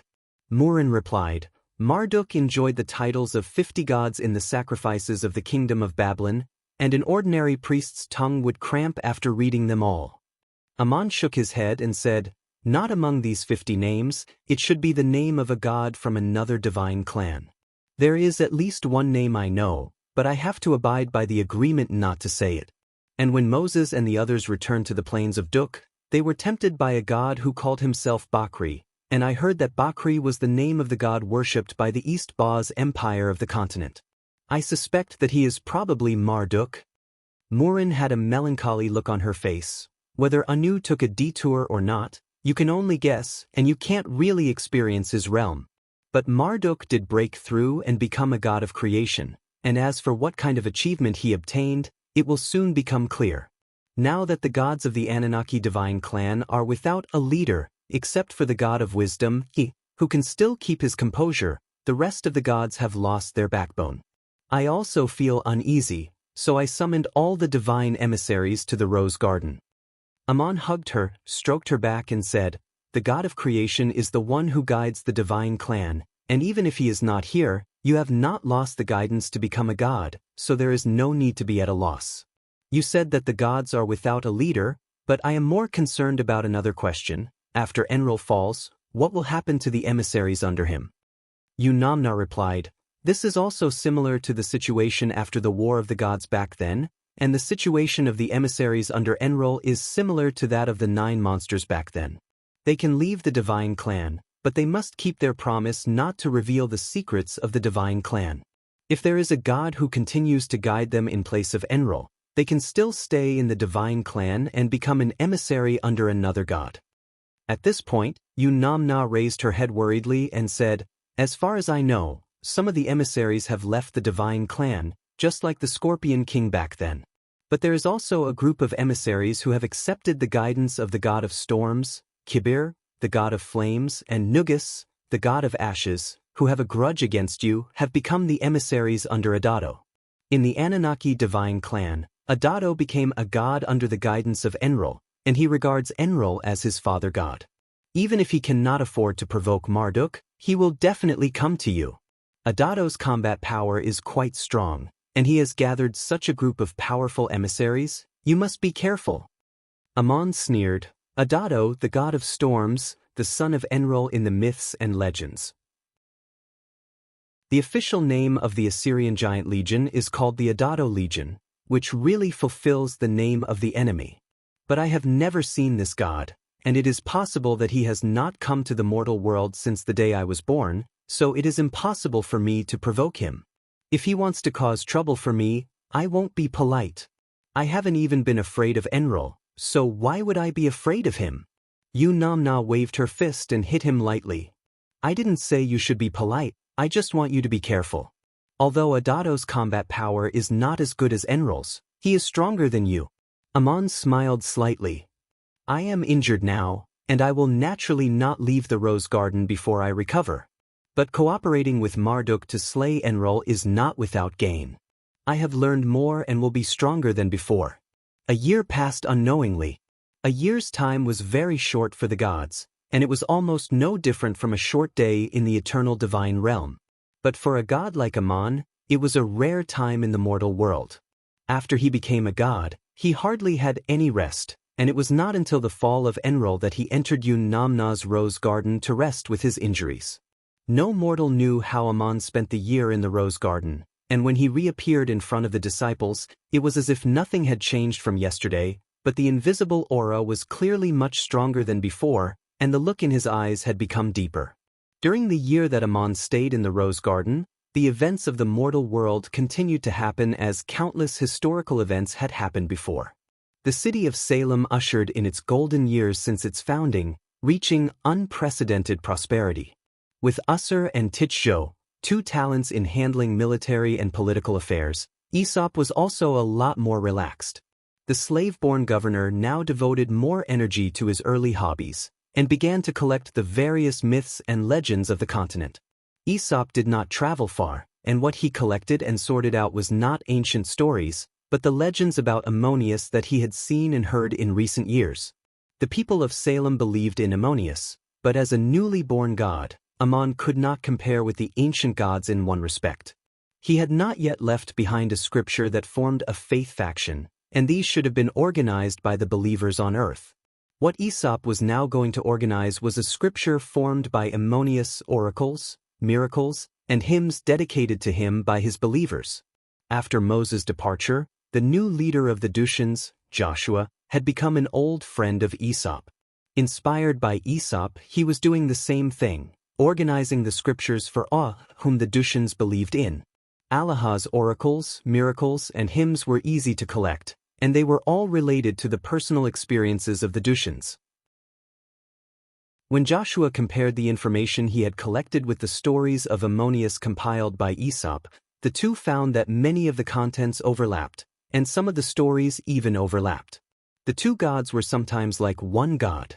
Allah only appeared when he guided the Deucians back to their homeland, but this event itself contained the story of Ammonius. When it came to Allah's miracles, Ammon could not be avoided, whether it was Supreme General Ammon or Ammonius today. It was Ammon who took the Deucians to his territory and created an opportunity for them to leave, and it was Ammon who ordered Aesop and Link to build this city of Salem to welcome them. If Allah appeared as a god, guiding the hope and faith of the Deucians, then Ammon appeared as a mortal, creating all kinds of conditions and help for the Deucians, like two sides of a certain force. Aesop knew the inside story, but it was not convenient for him to say it, and with Joshua's cleverness, he vaguely guessed something. When the believers in the mortal world talked about the legends of the gods, they often had an unwitting habit. They unknowingly transferred all kinds of magical deeds that were circulating on the continent to the gods they believed in. Moreover, they even went through ingenious processing. By doing so, it was not only to put gold on the faces of the gods, but also to make themselves more glorious. In the eyes of the gods, doing so might be boring, but people always had this habit, consciously or unconsciously. The people of Duk enjoyed a high status in the city of Salem, and the reason was simple, because they were once the owners of this land, and Ammonius, whom the city of Salem believed in, was once a Duk miner. According to the believers' self-assertive explanation, Ammonius appeared on earth as a Duk miner to save the world. In this way, the people of Duk seemed to have become people who had been with the gods, and their status had become invisibly honorable. Their self-perception was more or less the same. Although they believed in the one and only God, Allah, and they were subconsciously proud of the fact that many others in Salem believed in Ammonius. The people settled in Salem, occupied the best land, were respected, and possessed superb skills. When they were no longer burdened with the suffering of their ancestors, their strength and wisdom became the wealth left by their ancestors, and made them the richest people in Salem. The advantages they had were naturally incomparable to those of the cavemen, the highland giants, and the wanderers from all over the continent. The girls were willing to marry the people of Duk, and now they had their own descendants. When the people told the story of the one and only God, Allah, to their children, they unknowingly made up many of the miracles that Ammon had performed. What was more interesting was that when they retold the experience of walking out of Igut, the story gradually changed. For example, the divine emissaries of the Ennead had used various means to stop them, once putting the people in a desperate situation. The truth may have damaged the glory of Allah, so in the story, there was another interpretation, the story of Allah performing miracles to punish the people of Igut. Chapter 261. He-Meng should know what Aesop and Joshua were up to, and what kind of stories were circulating among the people, but this was not something he wanted to know. The angels in the Garden of Eden were also aware of these things, and they found it very interesting, especially Link, who had nothing better to do than to make up stories with Aesop when he was in Lung. Of course, there were also military and political affairs. After Lorad became the governor of Enril, his first task was to replenish the giant legion and organize a larger logistics team. All of this was carried out using the influence of the Lorad family, and the recruitment of manpower and supplies was a task that offended many people. This was no longer the era of Emperor Cynic. If Enril was in a position to win, there would naturally be people willing to contribute to the cause. However, the current situation of Enril was obviously not optimistic. After the city of Lung became strong and prosperous, it adopted a strategy of Cold War. Not only did it take back the traditional mines belonging to the Dushians, but it also opened new mines along the Saya Plateau, gradually encroaching on the strategic space of Enlil City and forming a situation of outflanking it from the rear. The sphere of influence of Lung was getting closer and closer to the supply route through the Saya Plateau to Enril. Once there was a conflict, it would be easy to cut off their reinforcements. In fact, Enril was being watched so closely that it could not move at all. Enril also gained land, but its production was only enough to sustain the survival of the citizens. More strategic resources still needed to be replenished from Assyria. Enril was built as an offensive stronghold, and it could only play its role during expansion. But when the strategic situation changed, maintaining defense became a pointless consumption. Well, it would be a pity to give up, but not giving up would not bring them any benefits. Instead, they would have to suffer losses every day. Lung was not in a hurry to start a war. It only adopted a strategy of blockade and restriction, and naturally, it would be able to make Enril last until the day it could not stand it anymore. The divine emissaries in the Garden of Eden also had the rare leisure time since they followed Ammon. This year was very happy and peaceful, and there was another divine emissary, Rulio. Rulio had long wanted to enter the Garden of Eden, but it was not until Ammonius returned from the Rose Garden that he officially accepted the guidance. Rulio entered the Garden of Eden after he was freed from his status as a summoned beast. This was related to another joyous event, which was Michael Hyaming marrying Princess Cilia. How could a supreme mage, a noble princess of a kingdom, marry a man of unknown origin? Logically speaking, such a marriage would be opposed by the Hittite royal family. But Sylvia was very straightforward. She sent a letter to King Asher, the contents of which were as follows: I want to marry Michael Hemmings. He is an emissary under the guidance of Ammon. If you object, I will ask Ammonius to speak to you personally. When King Asher saw this letter, he immediately sent an emissary, not only agreeing to the marriage, but also sending a generous dowry. In his opinion, as an emissary of the gods, Seagull's status was worthy of a princess. On the other hand, Asher did not dare to let Ammonius personally come to talk to him. Ammon now had the title of Mortal Emperor Killer, and whether this was a joke or not, Asher, who had become king, would rather believe it than not, and naturally did not dare to test the miracle of this god with his own body. Once Sylvia got married, she would become Lady Seagull, but the surname Seagull represented her birth, and Sylvia was a human, not a seagull, so she gave herself the surname Ruashue. The meaning was obvious. If Michael was a seagull, then she was like the waves that held up the seagull, and her name in the Garden of Eden was Sylvia Ruashue. Link was a person who liked to follow the fashion. Born as a caveman, he naturally did not have a surname, so he claimed that his surname was Link, and then gave himself the name Uriel, calling himself Link Uriel. When Seagull married Sylvia, she made a request, and that was to undo the soul contract with Rulio, freeing the charm mermaid from her status as a summoned beast. When Rulio came to the continent to become Sylvia's summoned beast, he was willing. Otherwise, with his strength, it would have been difficult for Sylvia to subdue and sign a soul contract with him. Now that Seagull had asked Sylvia to release Rulio, Rulio was willing. After all, their circumstances were different. The first thing Rulio did when he came to the Garden of Eden was to also cultivate the pair of angel wings. When he summoned white wings in the form of a young man, it was naturally very good-looking, but when he revealed his original form as a charm mermaid with those big wings, it looked a little funny. But Rulio did not feel that he looked funny, because there was still Almar at the bottom. Since ancient times, have you ever seen an ironback flying in the sky with its wings spread? Today, there was a mermaid flying next to it, and they all had the same wings. These two grotesque angels flew out of the Garden of Eden, flapped their wings and flew over the Euphrates River Valley, landed on the edge of the mountains and returned to their normal appearance, and happened to stop a person. It was the dark wolf god Minji of the Anunnaki divine clan. After the fall of Enlil, Minji also faced a new choice. Should she leave the divine clan or accept the guidance of another god? For the divine emissaries, of course, they hoped to continue to stay in the divine clan and receive guidance. Kibir, the god of fire, the god of gray, Nugus, and others all accepted the guidance of the god of storm, Adado, and remained the divine emissaries of the Anunnaki divine clan.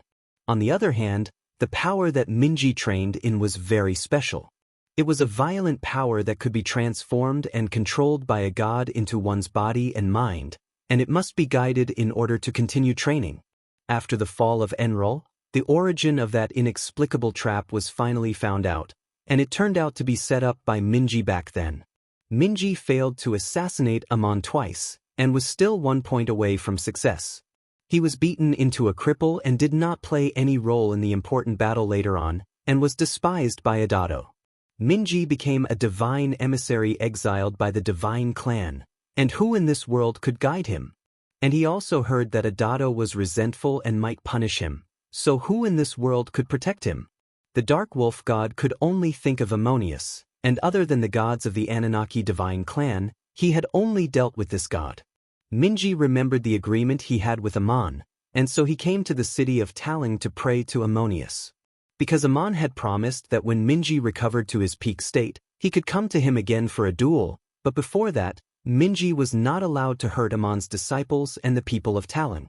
This was a chance that Ammon had given him to free himself from his mission. Minji abided by this agreement, but used this as an opportunity to summon Ammon and request to give up the duel, hoping to receive Ammon's guidance. He had fought with Ammon before and knew that Ammon also mastered that violent power, and now that Ammon had become a god, it meant that Ammon understood the path to ultimate transcendence through the cultivation of this power, and the only person who could guide him was probably Ammonius. Ammon happened to leave the Rose Garden and return to the Garden of Eden, and heard Minji's prayer, so he sent 2 disciples to see him. After seeing Minji, Elmar tilted his head and looked at him for a long time, then said angrily, "You are that dark wolf god, known as the #1 assassin on the continent? It was because of you that I drilled in the charcoal marsh for more than half a month, but unfortunately I couldn't find you. Since you have assassinated Ammonius before, you still have the face to ask for his guidance today?" Rulio also shouted from the side, "Back then, I was also sent to guard the trade route of the charcoal marsh. Just to guard against people like you causing trouble, I worked hard for more than half a year." Minji hurriedly bowed and apologized. "What I did back then has caused trouble for the two of you. I am willing to make up for it with my future actions. Today I came to ask for Ammonius' forgiveness, and swear to accept his guidance, and become Ammonius' oracle like the two of you. There is one thing you don't know. I am not only an oracle guided by Enrol, but I also signed a soul contract with him like a summoned beast. Assassinating Ammonius was Enrol's order, not my original intention." Upon hearing this, Rulio showed some sympathy, but Elmar still scolded with a straight face. "This does not absolve you of your guilt. You did it, so you have to bear the consequences. You cannot be absolved of your responsibility just because someone instructed you. It is understandable that you had no choice, but it does not mean that it did not happen. Ammonius asked us to ask you, why did you make such a request?" Minji Yuyi replied, "What I practice is a violent power, like a beast lurking in my body and mind that will explode at any time, and now only Ammonius can guide me. As far as I know, only he can truly master the mystery of this power." Elmar sneered, "Only Ammonius can guide the power you practice, but that is your own business. It has nothing to do with Ammonius. Ammonius can also guide others. Why you?" Rulio asked in a low voice. "Minji Yuyi, Ammonius also asked us to ask you another question. If he refuses, what are you going to do?" Minji Yuyi could not hide the disappointment and regret in her eyes, and she prostrated in the direction of the Euphrates River Valley. "Ammonius, even if you refuse my request, I still want to ask for your forgiveness. I also have one more thing to tell you this time. God Kibir and Nugus have both accepted Adado's guidance. I know them, because they have hurt you before, so they are even more afraid of your existence, and are tempting Adado to continue to be your enemy." At this moment, Amon's figure suddenly appeared and said, "Thank you for bringing me this news and kind reminder, although I already know. If you want to ask for my forgiveness, then do one thing for me, come with me." Seeing Ammonius appear in person, Elmar and Rulio both retreated to the side, and Amon ordered the two divine emissaries to return to the Garden of Eden, while he left with Minji Yuyi. Amon did not intend to meet the Dark Wolf God, but because of another matter, he changed his mind at the last minute and decided to take Minji Yuyi to meet another person. Cain, the supreme mage of the Kingdom of Babylon, did not expect that Sinek would be assassinated. Fortunately, although he had been bribed by the Assyrian Empire in an attempt to frame Prince Binut for Gekate's assassination of Princess Sisela, this matter was not exposed in the end. After Prince Binut succeeded to the throne, not only was Gekate not punished, but he also became one of the 3 high priests of the kingdom.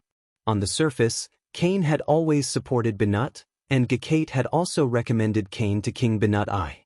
Now was a time of need, and a supreme mage like Cain, who was born among the common people, did not have a complicated background, so he should be promoted by the new king.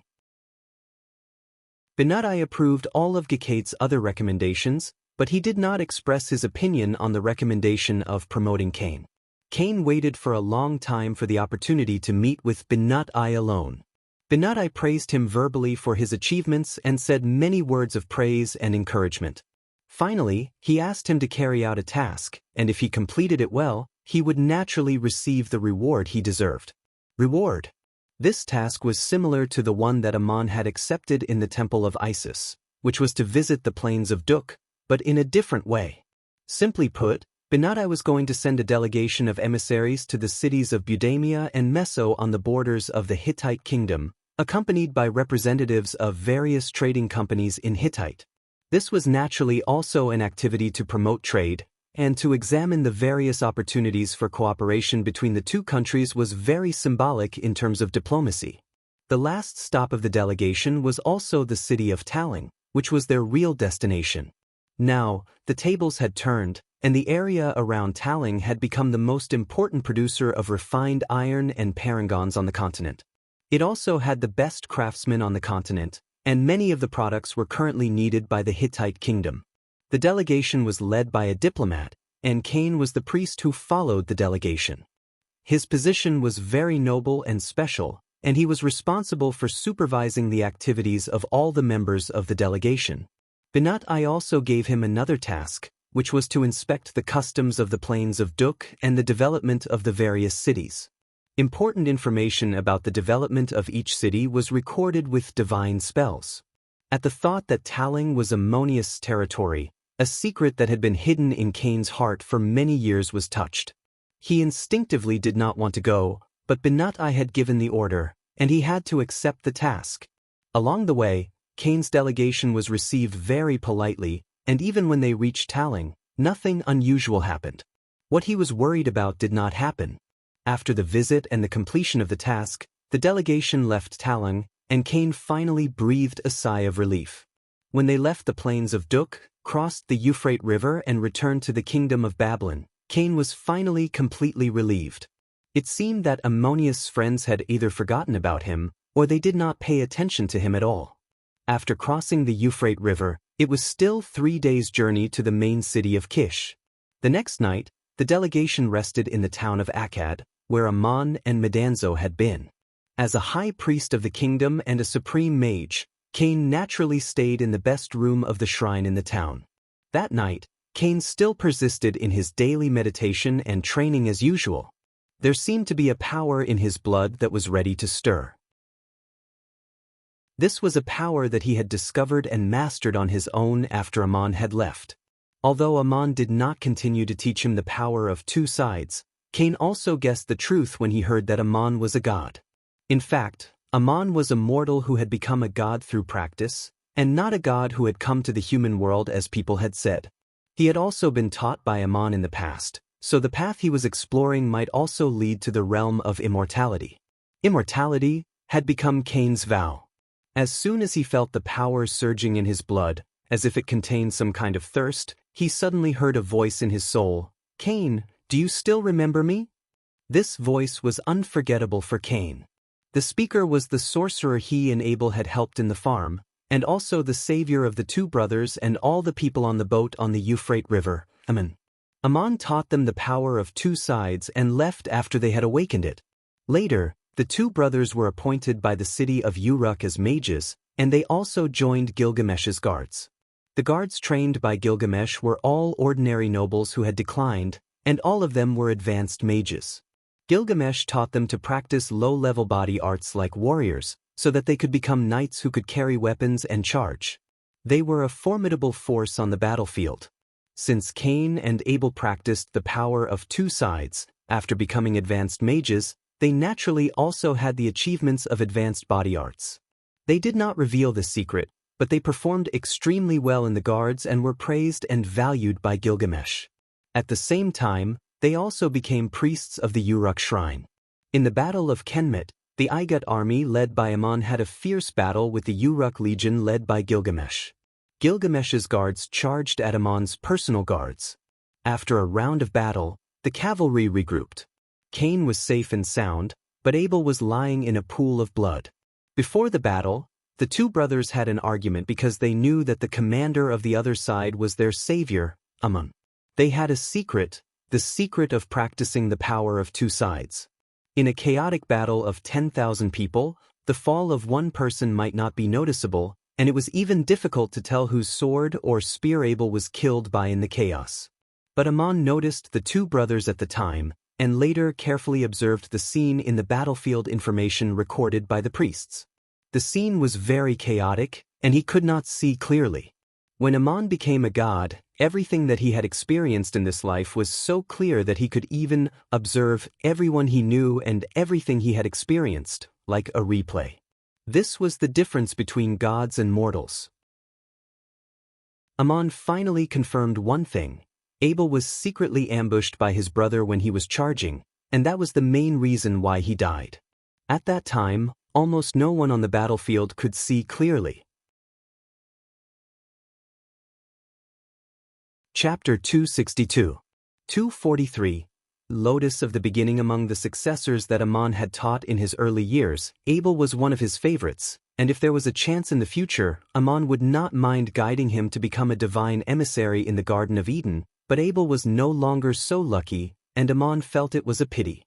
When Ammon learned about the truth of Abel's death, he had not had the time to pay attention to it, and now that Cain had come to the city of Salem with the diplomatic mission, Ammon, who had planned to go to the divine kingdom of Eru, suddenly changed his mind and went to deal with this matter first.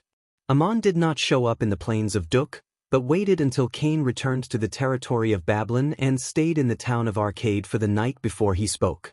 Cain opened his eyes, jumped out of bed, and knelt on the ground and replied in fear and trepidation, "Is it you? My benefactor, my teacher, the God who guides me. I have been looking forward to your appearance day and night." Ammon's voice replied coldly, "Looking forward to my appearance day and night? When you said this, I could almost see black smoke coming out of your soul. You clearly entered the city of Salem, but you did not even dare to enter my shrine, and you never prayed to me. I came here today just to ask, where is your brother?" Cain was still hoping for a fluke and replied in a sad tone, "He is dead, killed in the battle between the Uruk Legion and your army. But neither he who is dead nor I who is still alive dare to blame you. I just feel remorseful that I did not fulfill my promise to my father and could not protect him all the time."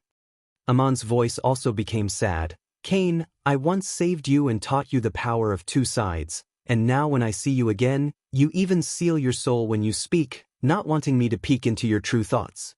You already have a high level of achievement, and yet you were able to do this in front of me. I saw Abel's blood flowing on the earth, as if it was mourning to me. I already know everything that happened on the battlefield, and if he did die to the enemy's swords and spears, I would feel sorry, but I could not say much.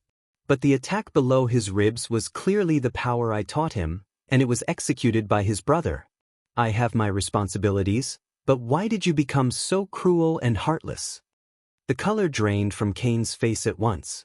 He raised his head and shouted, "God, it's not like this." He was defending himself loudly, seemingly still kneeling on the ground and speaking to the gods, but what he left behind was an illusory message. He himself had already turned into a dark bloody light and escaped through the window, disappearing into the night at an extremely fast speed. A beam of golden light sprinkled onto the outskirts of town of Arcade. Cain, whose body had merged with the darkness, suddenly felt a scorching pain. He rolled on the ground and disappeared into the mud. He ran very fast, but Ammon's golden light had already left a mark on his soul. A voice echoed in his mind, "I don't know what kind of power you have cultivated, but you can actually find the source of my guidance and become one with the darkness. I will give you a punishment. You will live in darkness forever, and the light of the sun will turn you into ashes.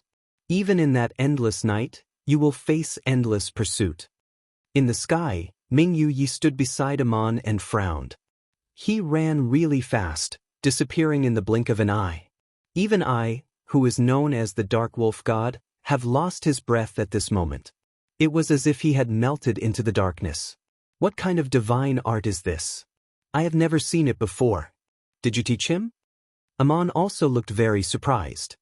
He shook his head and said, "I did give him pointers back then, but I have never seen the power he cultivates now. The right path in this world may lead to the same immortality, but no one knows where the wrong path leads. It seems that after he heard that I had become a god, he also yearned for immortality, but I wonder what path he had explored?" Ming Yu asked, "God, did you call me here to assassinate this man?" Ammon nodded. "I also abide by the agreement between the gods, and do not want to directly attack a mortal. Since you are the best assassin on the continent, then I will leave this man to you. This is the battle between the bright night and the dark night. I will continue to guide you on how to control and use that violent power.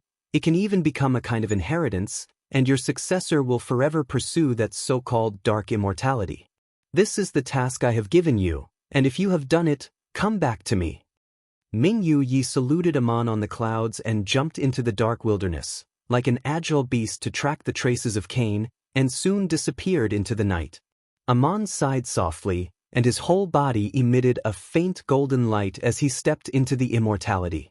The disposal of Cain was just a small interlude.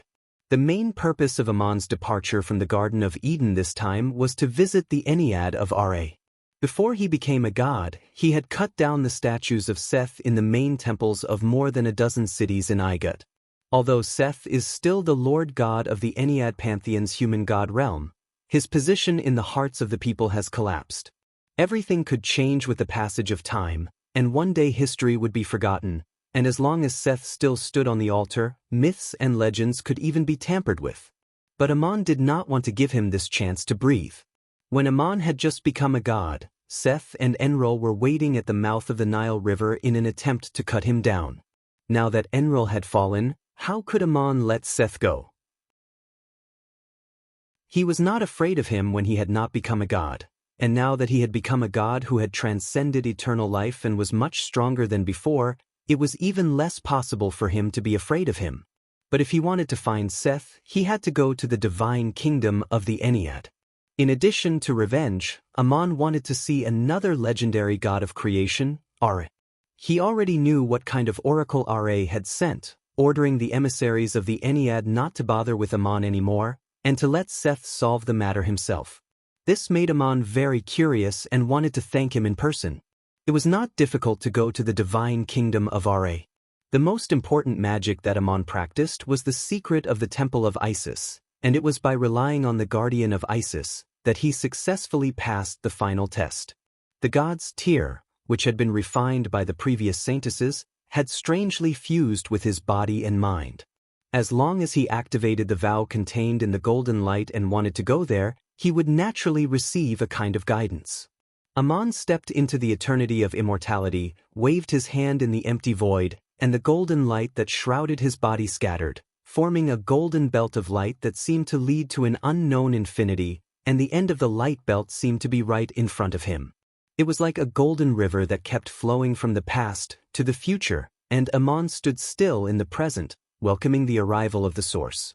A huge lotus of the beginning appeared in the void, like two hands opened together, holding a red sun in the heart of the flower, and the golden river gushed out from the heart of the flower under the sun.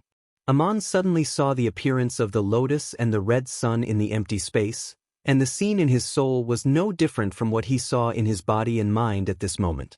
The golden light that shrouded his body seemed to be guided, and the red sun in the extreme distance suddenly became extremely close, swallowing Amon.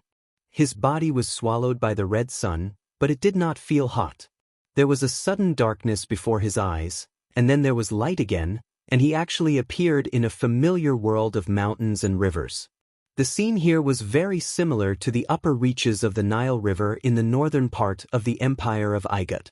The Nile River meandered through the mountains, forming waterfalls, and finally flowed into the plains and valleys, where what should have been a desert became a beautiful grassland. The place where Amon appeared was above the sixth waterfall of the river, where palaces were distributed along the valleys on both sides of the river, very similar to the layout of the Eru in the human world, but the spatial distance was much greater. It seemed that this was the scene of daytime in the human world. The light was soft and not dazzling, as if wrapping everything without leaving a trace of shadow, but when he looked up, he could not see the sun, but a starry sky. As soon as he appeared in the Eru divine kingdom, he heard an angry and frightened voice coming from a palace below. "Amon, this is Amon, how can he appear in the Eru divine kingdom?" The voices of several gods came from different palaces. "Since he can come, he can come," Seth still shouted. But he did not join the Eru divine clan. He is not a god in this divine kingdom. Another mocking voice said, "Amon did not believe in you, the archangel, but he still entered the shrine and cut down your statue. The divine kingdom cannot stop the arrival of gods outside the divine clan, as long as he can understand the belief of this divine clan in the human world. Amon is a guest of Ra. He does not need your invitation." When Amon heard Seth's voice, his anger rose and he was about to pounce on him to force him to show himself, but the words of the gods suddenly faded away. The mountains and rivers of this divine kingdom began to move, and Amon seemed to become the only static existence in this world. The shift of heaven and earth brought him to the source of the river in an instant, and when everything was still again, Aman saw a huge lotus flower. This lotus was almost exactly the same as the lotus of the absolute beginning he saw in the eternal world. The Nile River in the divine kingdom flowed out from the center of the flower. At the heart of the flower, where the red sun was originally, sat a man who nodded to him and smiled. "I am Ra, the creator of the Ennead divine clan. Aman, I have been waiting for you, and you have finally come." Aman stood in the void above the river, face to face with Ra, who was sitting in the heart of the flower. It seemed that he could take a step towards her, but this short distance seemed infinitely far in his soul, as if he could never reach the petal. There was an invisible vortex of chaos outside this lotus flower, which was the reason why Aman felt unable to approach it. Aman bowed to Ra and said, "Respected Creator, I did not expect you to look so young." Ra, who was sitting in the heart of the flower, turned out to be a teenager of only 15 or 16 years old. He was very handsome and his skin was slightly brown. Aman even had a sense of déjà vu. He wore a high crown on his head, and the top of the crown was decorated with a sun.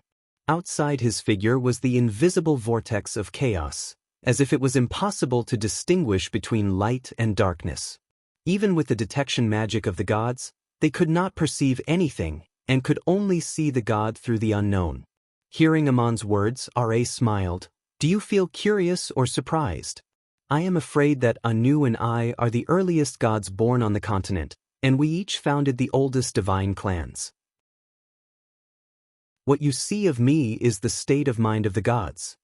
He raised his hand again and pointed to the divine kingdom on both sides of the river, opening up the world of the soul in the immortal eternity, unfolding the mountains and rivers of time and space from nothing, just like a person going from childhood to adulthood, opening his eyes to see the world, learning, perceiving, comprehending, and creating everything.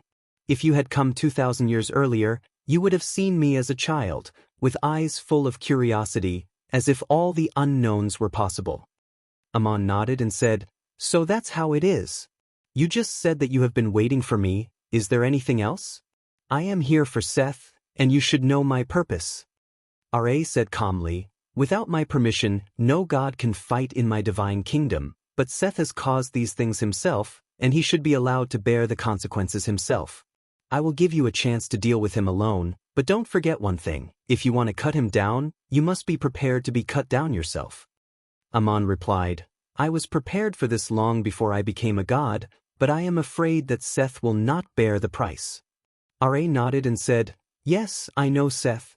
You would rather risk being cut down to cut him down, but he does not want to lose his eternal life because of you, and he is not willing to take the risk even if there is a glimmer of possibility.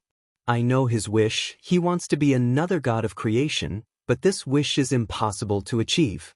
Your coming here is the consequence of what he has done, and if you can't even face this, how can you pursue a higher realm? If you want me to agree to you duel with him in my divine kingdom, there must be a condition, and that is, you must have the achievement of the Creator. Otherwise, if he escapes from the divine kingdom, it will be difficult for you to find him. But if you have the achievement of the Creator, no matter where he is, I can guide you to him in an instant.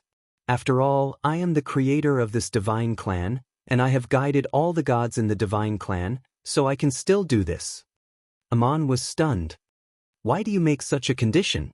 Ra, you came to my divine kingdom and tried to cut down one of my gods. Shouldn't you work hard and pay the price? I have sent down a divine decree so that all the divine emissaries on earth will no longer make things difficult for you, and if you duel with Seth somewhere else outside the divine kingdom, it will have nothing to do with me." Aman explained, "I don't think you are making things difficult for me. On the contrary, I think you are even helping me, and I want to express my gratitude. I just find it a little strange. Why do you want me to become the creator?" Ra laughed again. "What Seth has done has caused harm to the Ennead, and although I can't leave here, I also know what has happened on Earth, and the stories about you that have been circulating. You have become a god and have eternal time, and as long as you have a vow, you can wait for that day. You are not even afraid of being cut down. Are you afraid of pursuing a higher realm?" Aman shook his head and said, "Forgive me, But I still don't quite understand, why do you want me to pursue a higher realm? Ra said unhurriedly, it is because I understand your experience that I am very curious and concerned about you. Perhaps you are the one I am waiting for, and the one Anu is waiting for. When you stand in front of me as a god, I am even more convinced of this. As far as I know, you have not joined the Anunnaki, but Anu will want to talk to you just as much as I do. Haven't you seen him? For the first time since becoming a god, Amon felt confused, and he asked in puzzlement, Respected God of creation, don't you know that Anu has left the divine kingdom? This time it was Ra's turn to show a look of shock, and he actually stood up from the lotus. The invisible chaos surrounding the lotus disappeared, and Amon only saw a blur before his eyes, and suddenly he was standing beside Ra. It turned out that the lotus had unfolded inexplicably, and a petal stretched out at his feet, guiding him to it. Ra made a gesture, inviting Amon to sit on the petal, and said in a pleading tone, Please sit down and talk. How could Anu leave the divine kingdom? I ask you to tell me everything you know. Amon told Ra everything he knew about Anu, all of which was relayed by Murin. The communication between the gods was naturally magical, and Ra seemed to have personally experienced what happened in the divine kingdom of Anunnaki. He sat on the lotus and fell into contemplation. Amon asked curiously, You are the same ancient god of creation as Anu, how could you not know anything about him? Ra looked up from his contemplation and sighed, Even the gods of Anunnaki don't know anything about him, so how could I know?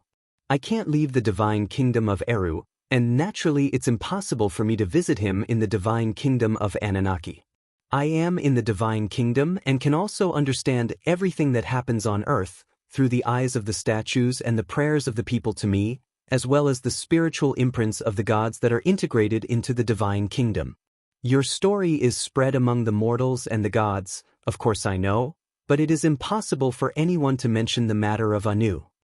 After saying this, Ra looked at the unknown void and muttered to himself, As the oldest god of creation on the continent, Anu is one step ahead of me.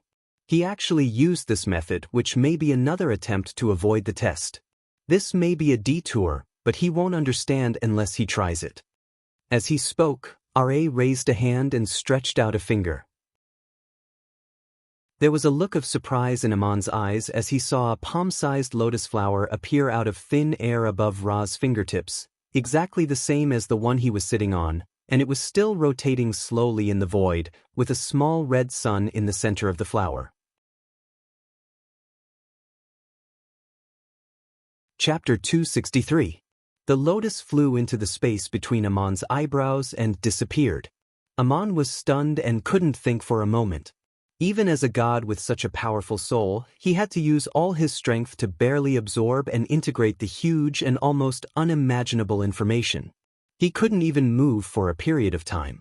Looking at the small lotus above Ani's fingertip, it was still slowly rotating, as if it had never flown out at all, and the scene just now was like an illusion. He looked at the lotus and continued, You must have heard the myths and legends of the human world, the poems recorded by the wandering poets. It is said that the goddess Isis defeated me and made me say her name and the real language. Now, I will tell you the so-called name and the real language.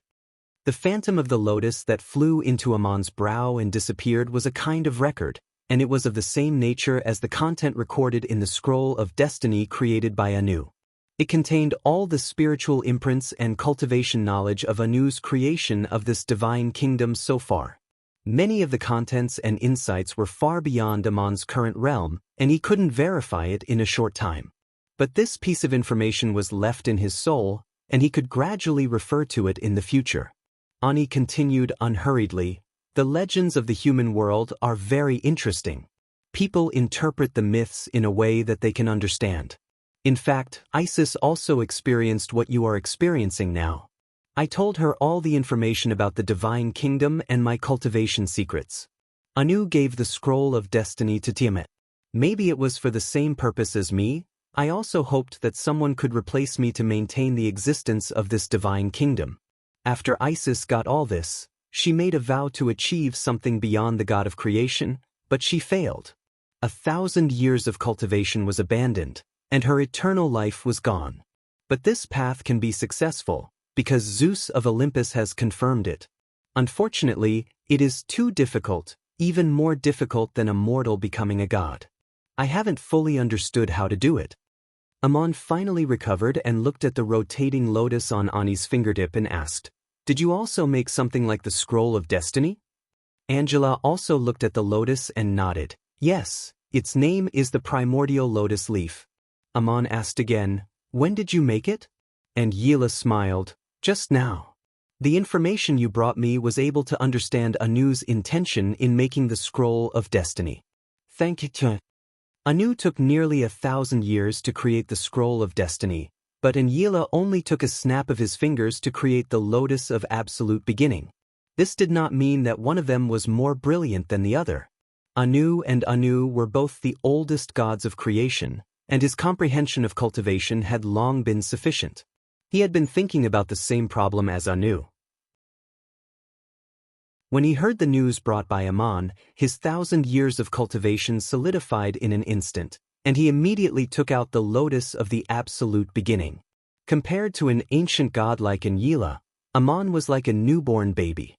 Everything in front of him symbolized the exploration of the unknown. Today, his questions came one after another, and he couldn't help but ask, "Why do you and a god of creation like Anu have the same idea without prior consultation?" And Yila looked up from the lotus and asked, "I know you must have a lot of questions. Can I ask you some questions first? You don't have to answer, just think about it. First of all, what is the ultimate pursuit of an emperor or a hero in the world? If all wishes can be achieved, what will it be like?" This is a very interesting question. When a person comes to the world from the most instinctive desire, he wants to eat, to live, to reproduce. But after thinking about it in a civilized society, all of this will change. For example, an emperor like Sinak will want to conquer the world. Then what is the end of conquering the world? It is to own the whole world. The end of the desire is, everything in the world belongs to you. This is a goal that no one can achieve, not even the gods. But the god of creation can do it in another way, which is to create a world out of nothing. This world is not an illusion. It is eternal reality. In a sense, this was the case for the gods to achieve transcendence over mortals. In this way, it is not unreasonable for Seth to guide Merneptah to change the religion of monotheism, to worship the god of creation and Yila as the one god, and to call the other gods angels. And Yila told Amon not to answer, and sure enough, without waiting for him to answer, he continued, "If you have thought about this question, you will understand that the god of creation has achieved the end of his desire and will not have any dissatisfaction with the situation, nor will he want to leave the divine kingdom because of dissatisfaction. He already has the world, what else does he want? But do you know how the god of creation achieved his achievements? The lotus imprinted in your soul has already told you the secrets of cultivation. The main difference between the god of creation and the god of creation is a wish and a promise. The wish is to create this world, and the promise is to guide the gods to enjoy the eternal divine kingdom. Therefore, the god of creation could not leave and let the world disappear. This was the responsibility of the god of creation to fulfill his wish. I know that Seth also wants to prove the realm of the god of creation, but he is not willing to face the consequences of his actions, so it is impossible for him to achieve the realm of the god of creation. Based on your experience, you are the most promising god I know of to achieve such a breakthrough. For me and Anu, it's not because we're dissatisfied with the divine kingdom, but because we want to pursue another kind of transcendence. We want to know what kind of existence that is. Hearing this, Amon asked thoughtfully, "But why did you tell me your cultivation knowledge and soul imprint?" And Yila did not answer the question. For a god like me who has achieved the achievement of the god of creation, I already have the whole world.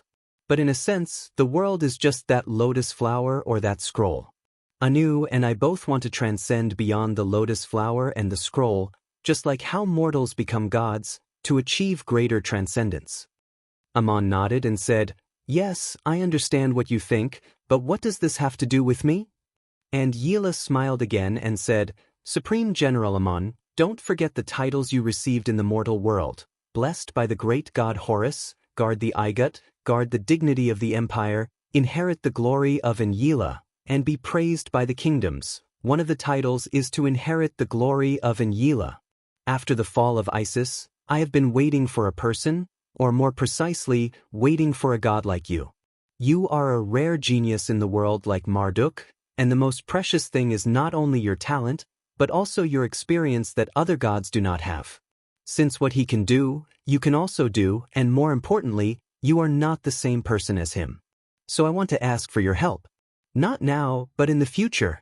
When asking a person to do something for you, you also have to give something. So I am also willing to help you and tell you everything I know. It doesn't matter whether you refuse my request or not, I just did what I should do today. This god of creation was quite interesting. He had something to ask of Ammon, and regardless of whether Ammon refused his request, he first gave Ammon the greatest help a god of creation could give. Ammon had to stand up on the pedal and salute. Respected god of creation, what exactly do you want my help with? And Enlil replied unhurriedly, I have two things I want you to agree to. The first thing happens before the second thing, but the second thing is a prerequisite for you to agree to the first thing, otherwise I don't think you will agree, so I have to make it clear in advance. According to the request I just made, you will kill Seth after you have the achievement of the Creator. At that time, do you wish to join the Ennead and become the main god of the divine realm? The words of the god of creation were accompanied by a message, making two requests to Ammon. The first request was that if Ammon became the creator one day and killed Seth, Enlil hoped that he would join the Ennead and become the main god of the divine realm. It was no wonder that Enlil would make such a request, because Ammon himself had said something similar. That was after Gabriel was defeated in a duel by a secret order from the empire of Igut to hunt down Ammon. Ammon wrote a letter to Roderick and sent an envoy to the Cape States, asking the governor to send someone to deliver it to the pharaohs of Igut. In the letter, he said, If I want to redeem the supreme warrior Gabriel, my condition is Enlil's position as the main god of the empire. The second request was that if one day in the future, like Isis, Enlil fell or had to leave the divine kingdom for some reason, he hoped that Ammon could replace him as the creator and maintain the existence of the Ennead. This was not something that could be done easily. At that time, Ammon must at least have the achievement of the creator and be able to integrate the divine kingdom into the world created by his own soul. This situation also meant that Enlil wanted to give the Ennead and the divine kingdom to Ammon. Of course, Enlil's purpose was not to give up, but to free himself from a kind of bondage. He wanted to pursue a higher realm of transcendence. If he could not pass the test, he would fall, but he also had to fulfill his promise to the gods and could not let the Ennead disappear, so he could never make a vow and really take that step. This second request would only be effective if Ammon had at least the realm of the creator and Enlil had fallen. If that time really came, Ammon would become Enlil in a sense, or his soul would be integrated with Enlil's former existence, because he had already mastered the spiritual imprint and cultivation knowledge of Enlil's creation of the divine kingdom. The title of inheriting the glory of Enlil would be worthy of the name, and Ammon would inherit the legendary name and true language of Enlil. Hearing Enlil's request, Ammon was also thinking about a question. When he was still immortal, what did he think of the gods? The gods he hated the most were of course Seth and Enlil. The gods closest to him should be Artemis and Murin. The god he despised the most was Horus, and the most powerful god he had ever seen was Marduk. And the one he really admired from the bottom of his heart was Isis, who had fallen long ago. From a mortal's point of view, Enlil's request was very much like making arrangements for his funeral. If Ammon had achieved the achievements of the Creator, and Enlil had fallen or disappeared, he might not be unwilling to inherit the divine kingdom. But Ammon was not in a hurry to agree or refuse, and after a moment of contemplation said, Please let me think about it again, and I will give you an answer after I kill Seth, okay? And Enlil seemed to have expected such an answer, and said with a smile, It's useless for you to give me an answer now, of course you have to wait until then. Ammon, can I ask you one more thing? Before you became a god, did you ever think about what you would do after becoming a god? In front of the Creator, Ammon narrowed his eyes and thought about this question. Long before he became a god. When he walked in the Saya desert to pass the test of endless life and death, he made a vow. If there comes a day when I will pass the test of fate, the judgment of the end of the world, my wish is not to join or establish such a divine clan, nor to become such a god. I want to build a home in my belief, which can guide all who yearn for it, and not be guided by gods. The so-called gods are no longer gods, but gods in people's belief. People can choose a heavenly home in their life, or endure the torment of hell in their hearts. This is my wish to become a god, and the path under my feet will eventually lead to that place. In this way, he was destined to be different from other gods. If he wanted to fulfill his vow, he must at least have the achievements of the Creator, and must surpass the achievements of the Creator. In other words, he could agree to Enyila's request, because in his vow, the path of cultivation would surpass and accommodate these. In addition to this vow, Aman also vowed to do some things, including killing Seth, punishing Enrol, helping Murin, searching for Maria, tearing down the underworld of Kella, and so on. There were really a lot of things. And Yila still did not wait for Aman to answer, and said meaningfully, some things you have probably done, and some things you still need to work on, and some things you can do but haven't done yet, so do it. This is also a kind of proof. After saying this, the Creator waved his hand and disappeared in front of Aman's eyes. Aman once again appeared in the everlasting. In that place that was both near and far, there was still a golden river. At the end of the river was still that huge lotus flower and the red sun in the middle of the flower. Aman bowed to the divine kingdom of Eru, then turned and stepped out of the eternal immortality, once again descending to the mortal world. And Yila's last words reminded him of one thing. He had once vowed that one day he would tear down the underworld of the Anunnaki divine clan. Now the creator of the Anunnaki divine clan, Anu, was nowhere to be found, and one of the main gods, Enril, had fallen, and another main god, Marduk, had left Shinsan and was in a state of chaos. If Aman wanted to tear down the underworld, it was the best time to fulfill his wish, so he had to fulfill it first. When Yun Namna saw Aman return in the rose garden and heard about his experience in the divine kingdom of Eru, she was naturally surprised and delighted, but when she learned that he had threatened to tear down the underworld of Kella, she said worriedly, "And Yila told you to settle the score with Seth after you have achieved the Creator's level. This was actually my suggestion, but I know what you are thinking, so it is not appropriate for me to say it out loud. Now, I am more or less relieved." "But you want to tear down the underworld of Kella? Do you know what that means?" Aman nodded and said, "Of course I know what that means. It may make the Anunnaki gods take a stand, and I also want to know who will come forward to help Kella against me. I have my own reasons for wanting to tear down the underworld of Kella, and you should be very clear about the beginning and end of the feud, and I am not doing it simply for revenge, but also because such an underworld should not exist in this world." Yun Namna frowned and said, "Kella is not very popular among the Anunnaki gods, but if you help her against you, Adato will definitely make a move. He was just worried about not having a chance to settle the score with you." Aman sneered and said, "That's just right, I am going to let the news out in advance, so let Kella wait for me. The Anunnaki gods will definitely hear of this news, and if there is anyone who will go against me, then come forward now, so that I don't have to worry about it every day."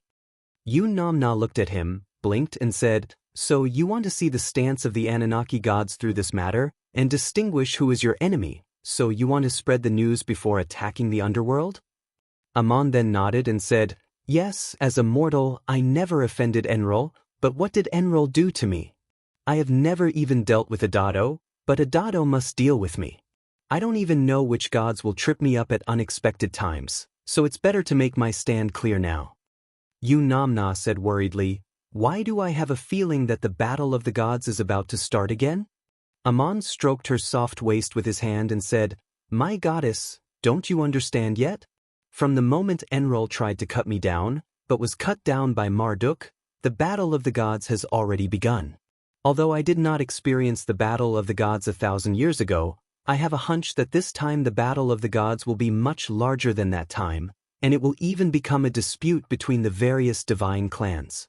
Not only will there be gods who will fall, but even divine clans will disappear, which I am afraid is unimaginable for many gods." Yu Namna's voice trembled a little. Enlil has fallen, which other god will fall?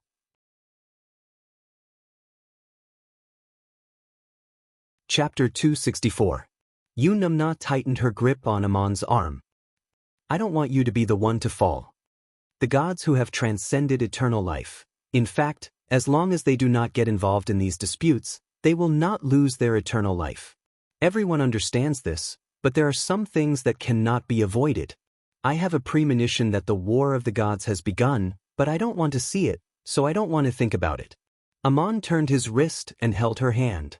You don't want to think about it, but someone has to think about it. I'm afraid Anu has thought of this long ago, so he left the divine realm in that way and came to the human world.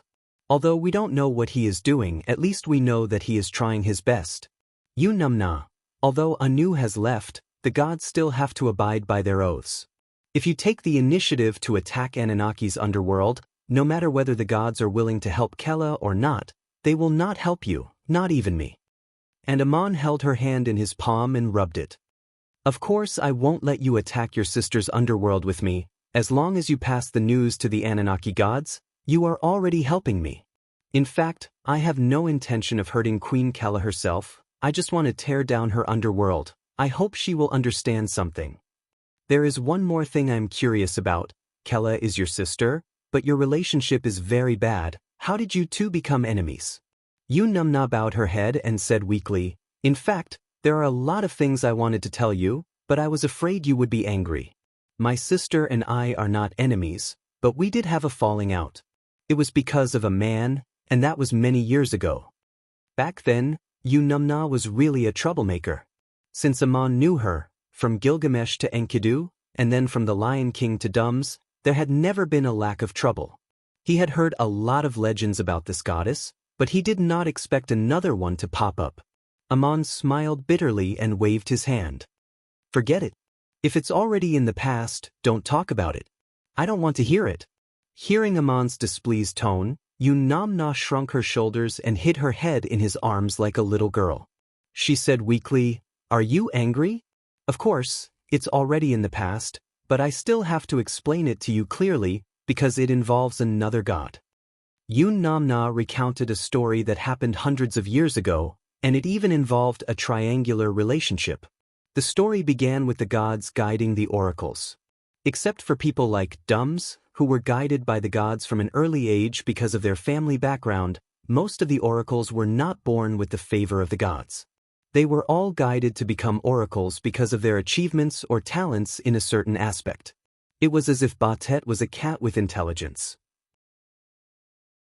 It was not easy to cultivate the power of two sides to a high level, and the gods would not waste their time and energy in vain. They would only guide people or creatures with exceptional talent or aptitude. One of the simplest ways was to guide those who had already achieved great things in the mortal world. They were often very young and had the confidence to pass the various tests of the power of origin. In the traditional view, this kind of guidance was also a kind of gift. It meant that breaking through to a high level was not as simple as teaching them the path of cultivation, but also required a lot of energy. There were some people in the mortal world who, although extremely talented and outstanding, even the gods would be afraid of them, such as Gilgamesh or Enkidu, so the gods would not choose them as oracles. After all, the oracles were not only the descendants of the gods, but also the servants of the gods. Without the right guidance, it was difficult for those who had achieved great things in the mortal world to achieve the endless cycle, and in the end, it would be even more difficult for them to pass the judgment of fate. Hundreds of years ago, a very suitable talent appeared in the Assyrian kingdom. He was a young and handsome man named Nergal, and he attracted the attention of the Anunnaki gods. Kella took a fancy to him and decided to guide him to the power of the origin. As the queen of the underworld, she was a very terrifying existence in the mortal world, and Kella did not want to frighten this handsome man, so she disguised herself as a mortal girl and approached him. If one were to describe it in a vulgar way, Kella's method was also very old-fashioned. The young man actually lost his way in the middle of the night, and in the middle of the night he stayed in a house with a light on. Surprisingly, there was only a young and beautiful girl living in that house. Nergal nervously explained that he had somehow lost his way at night, But he was not a bad person and only wanted to stay for the night before leaving at dawn. The girl warmly received him and brought him a chair, but Nergal politely did not sit on it. She brought him wine and meat, but Nergal gratefully refused. A girl living alone in such a remote place must not have had an easy life, and he did not want to enjoy the good things in her house. Later, when she brought him water to wash his feet, Nergal blushed and said no need for it. He did not want to disturb her rest, and there was no need for her to do so much for him. The next morning, when Nergal was about to leave, he found that the girl had already prepared a fire to cook, and was working hard to chop firewood in the backyard. Her figure was very beautiful, but the sight of her soft and tender hands wielding a chopper was very unbearable. Nergal stepped forward to help, but after chopping the firewood he found that the girl did not have much firewood left. The girl told Nergal to eat breakfast, then sent him out and wished him a safe journey. Nergal, however, felt that he should not leave just like that. Since he had nothing else to do, why not help this kind girl? After leaving the house, he did not continue on his way. Instead, he drew his warrior's sword and went to the mountains to chop firewood. Only at dusk did he return with a large, neat bundle of firewood. He also hunted a few wild rabbits, and so he did not leave for the day. On the third day, it was time to leave, but as soon as he left the house, it began to rain cats and dogs. Nergal had no choice but to stay at the girl's house for the night. The beautiful girl was not annoyed by the strange guest's refusal to leave, and continued to receive him warmly. She brought out all of the delicious food in the house, and advised him not to rush. Since it was difficult to travel in the rain, it would be better to wait until the weather cleared up. The rain fell intermittently for 2 days, and on the fourth night, when he was sleeping, Nergal suddenly woke up because he felt cold water dripping on his body. It turned out that the roof was leaking. On the fifth day, the sky brightened, but Nergal did not leave. He could not leave the kind girl alone in the leaky house, so he cut down trees nearby and chopped them into thin planks, which he used to repair the roof. Just like that, another day passed, and the girl thanked him profusely. On the sixth day, Nergal climbed up to the roof and began to repair the house, while the girl stood below and handed him the planks. The two of them worked very well together, and it seemed as if they were in love. After a tiring day, they finally finished repairing the roof. The girl made a delicious dinner to thank this hero that they had met by chance, and Nergal finally drank. Tomorrow he would have to leave, and for some reason, Nergal was very reluctant to leave.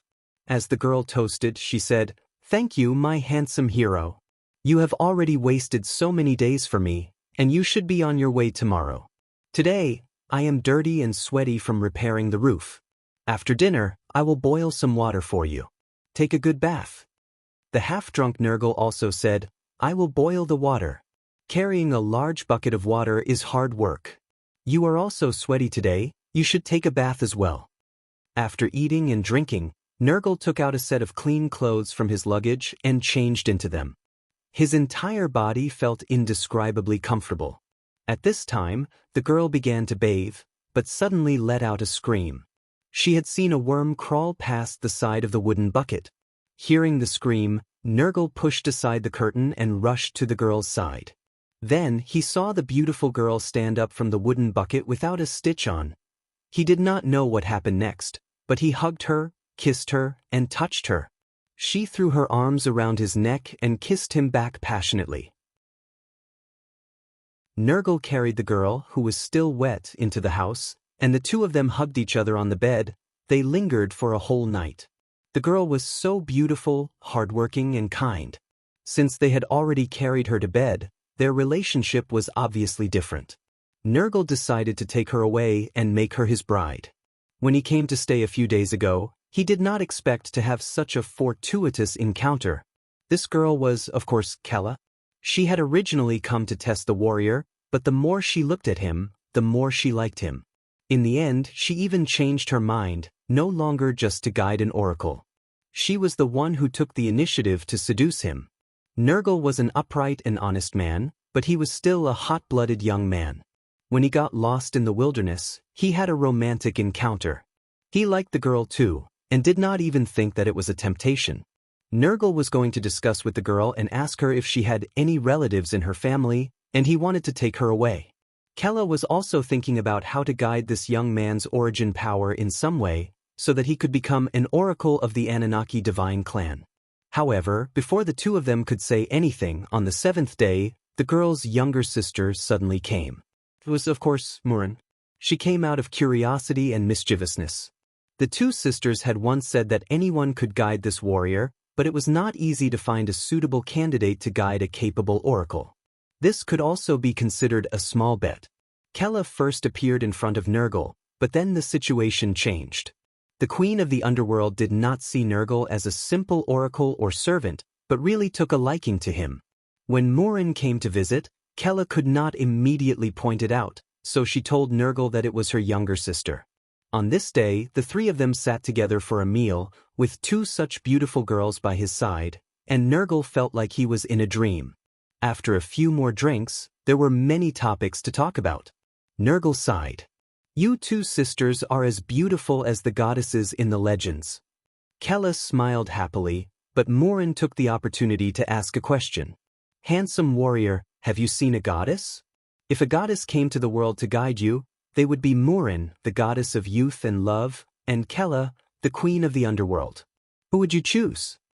The poor young man did not know the truth, and looked at Kella drunkenly and casually replied, Of course it would be the goddess of youth and love. Before he finished speaking, Kella's expression changed, and with a stomp of her foot, she turned into a gust of wind and flew over the roof.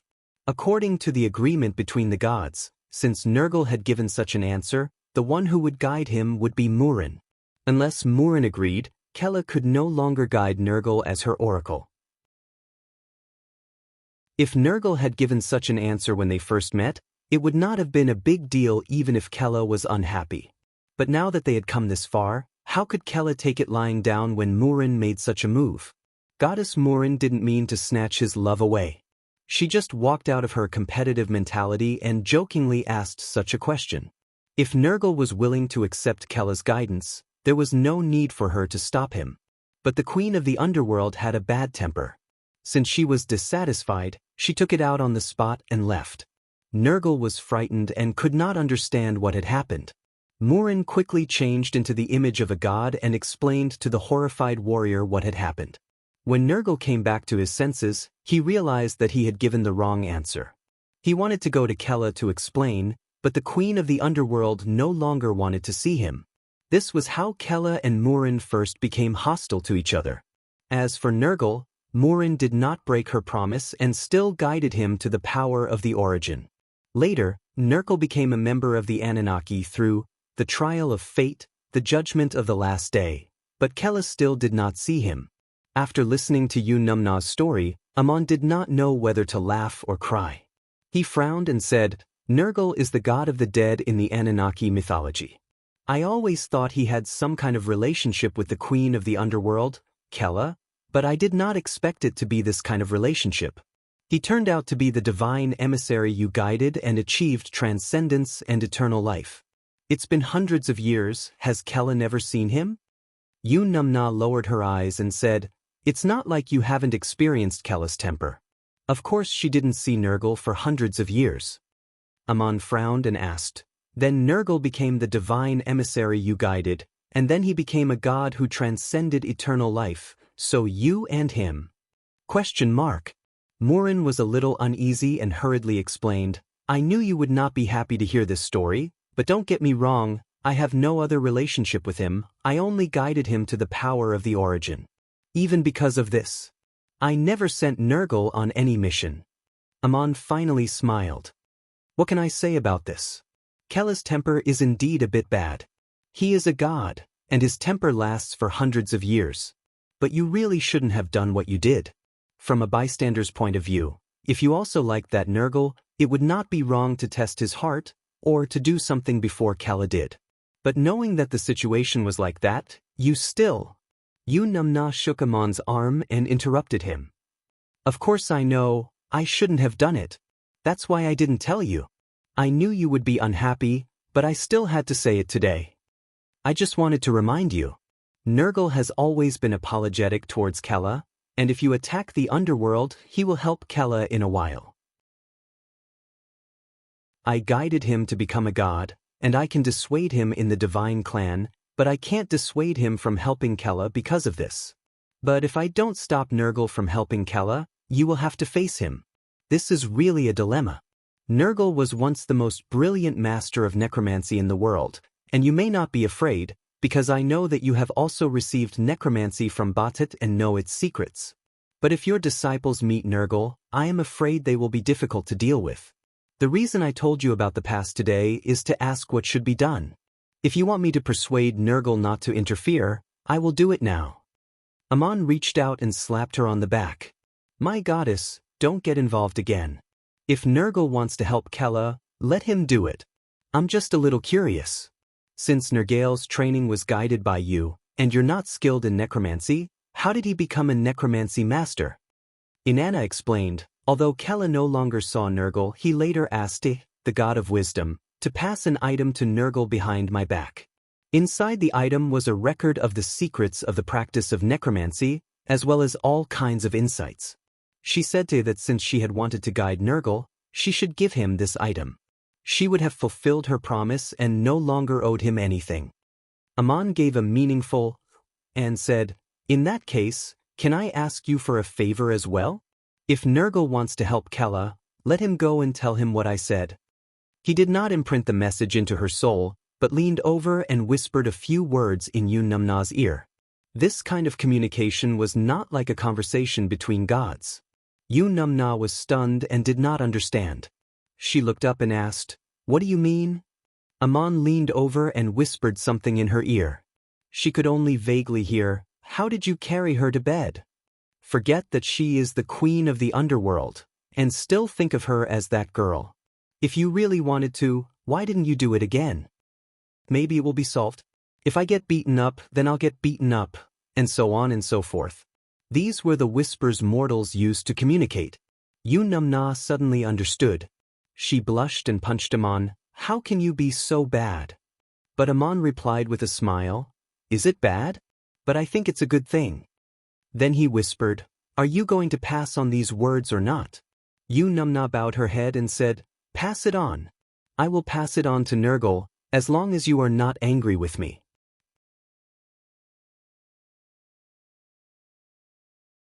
Chapter 265. Inanna's voice was still weak. But you're obviously unhappy. Can I feel it? After you became a god, I also fully understood that the so-called curse of Murin was more or less my own doing. Amon shrugged. In that case, what else do you want me to say? Murin, however, suddenly burst into laughter, and her aggrieved look turned into a very happy one. Amon asked puzzledly, what's wrong with you? Why are you so happy? Murin blinked and smiled. Of course it's because of you. Remember, you have never been angry in front of me, no matter what I have done, you have never been unhappy, today is the first time. In fact, I also know in my heart that you did it to fulfill your promise to me, and later you were willing to help me out of gratitude. It's not that you don't care about me, but you don't care about my existence. It wasn't until you were unhappy when you heard about it that I was sure that you cared about me, the kind of care I want. Amon looked at her but did not speak. Yun-Numna suddenly thought of something and said, and if Adado knows that you want to attack the underworld of Kella, he may use the same method you used to deal with Enril, so you must be careful not to fall into a trap. Even if the gods of Anunnaki want to help you, they can't intervene, but you can ask her for help. Amon also said, who? Murin pinched him. You know the answer but you still ask. Of course it's that gentle, beautiful, capable and greedy cat of yours. She already has the achievements of the Creator. Now that the Creator of Anunnaki is missing, and the divine realm has lost its king, she can take advantage of this opportunity to come in. If no one can control her, it will not be a violation of the agreement between the gods, but she can only help you and cannot take the initiative to attack. When Amon and Artemis appeared side by side in the Garden of Eden, the disciples were startled. The beautiful goddess had curly brown hair that hung down to her waist. Her robe shone with a faint silver light like the moonlight. Her left shoulder was draped with a green shawl, and her right arm was bare with a silver wrist guard. There was a crescent moon mark between her eyebrows. Link, Medanzo, George, Elmar, Gabriel, and Moses were the first to react. Before greeting Ammon, they first bowed to her. Their attitudes were very respectful and their expressions were very cordial. They were all people who had seen Schrödinger in the past, and they knew that the cat was very arrogant. It was definitely the right thing to salute her first. Although it was Artemis who came, everyone's attitude in front of Ammonius was the same as when they saw the cat back then. In the early years of Link's tribe, the fat, lazy, and greedy cat was like a god, and Elmar, the Ironback king, was more like Schrödinger's little attendant. Later, when Ammon led the army into battle, the cat became both beautiful and majestic, and when the supreme general and the cat sat together, he always let the cat sit in the main seat, and all his subordinates knew this. The disciples now knew the origin of the goddess Batit. Back then, Schrödinger was the imprisoned goddess Batit, and it was Artemis's re-entry into the human world. This goddess from the Olympian divine clan now had the achievements of the creator. Among all the disciples, Moses's attitude was the most solemn and solemn. He fell to the ground and said, "It was you who separated the Red Sea and allowed me and my people to leave Egypt safely. I have never known how to thank you, and today I finally have the opportunity to salute you." And Seagull's attitude was the most curious. He bowed and said, "I heard from Sylvia that Ammonius left the king to the side and let a cat sit in the main seat to eat, so she challenged Ammonius to a duel. Knowing the cause and effect, I understand that when you were eating, the Hittite king could only be left to the side."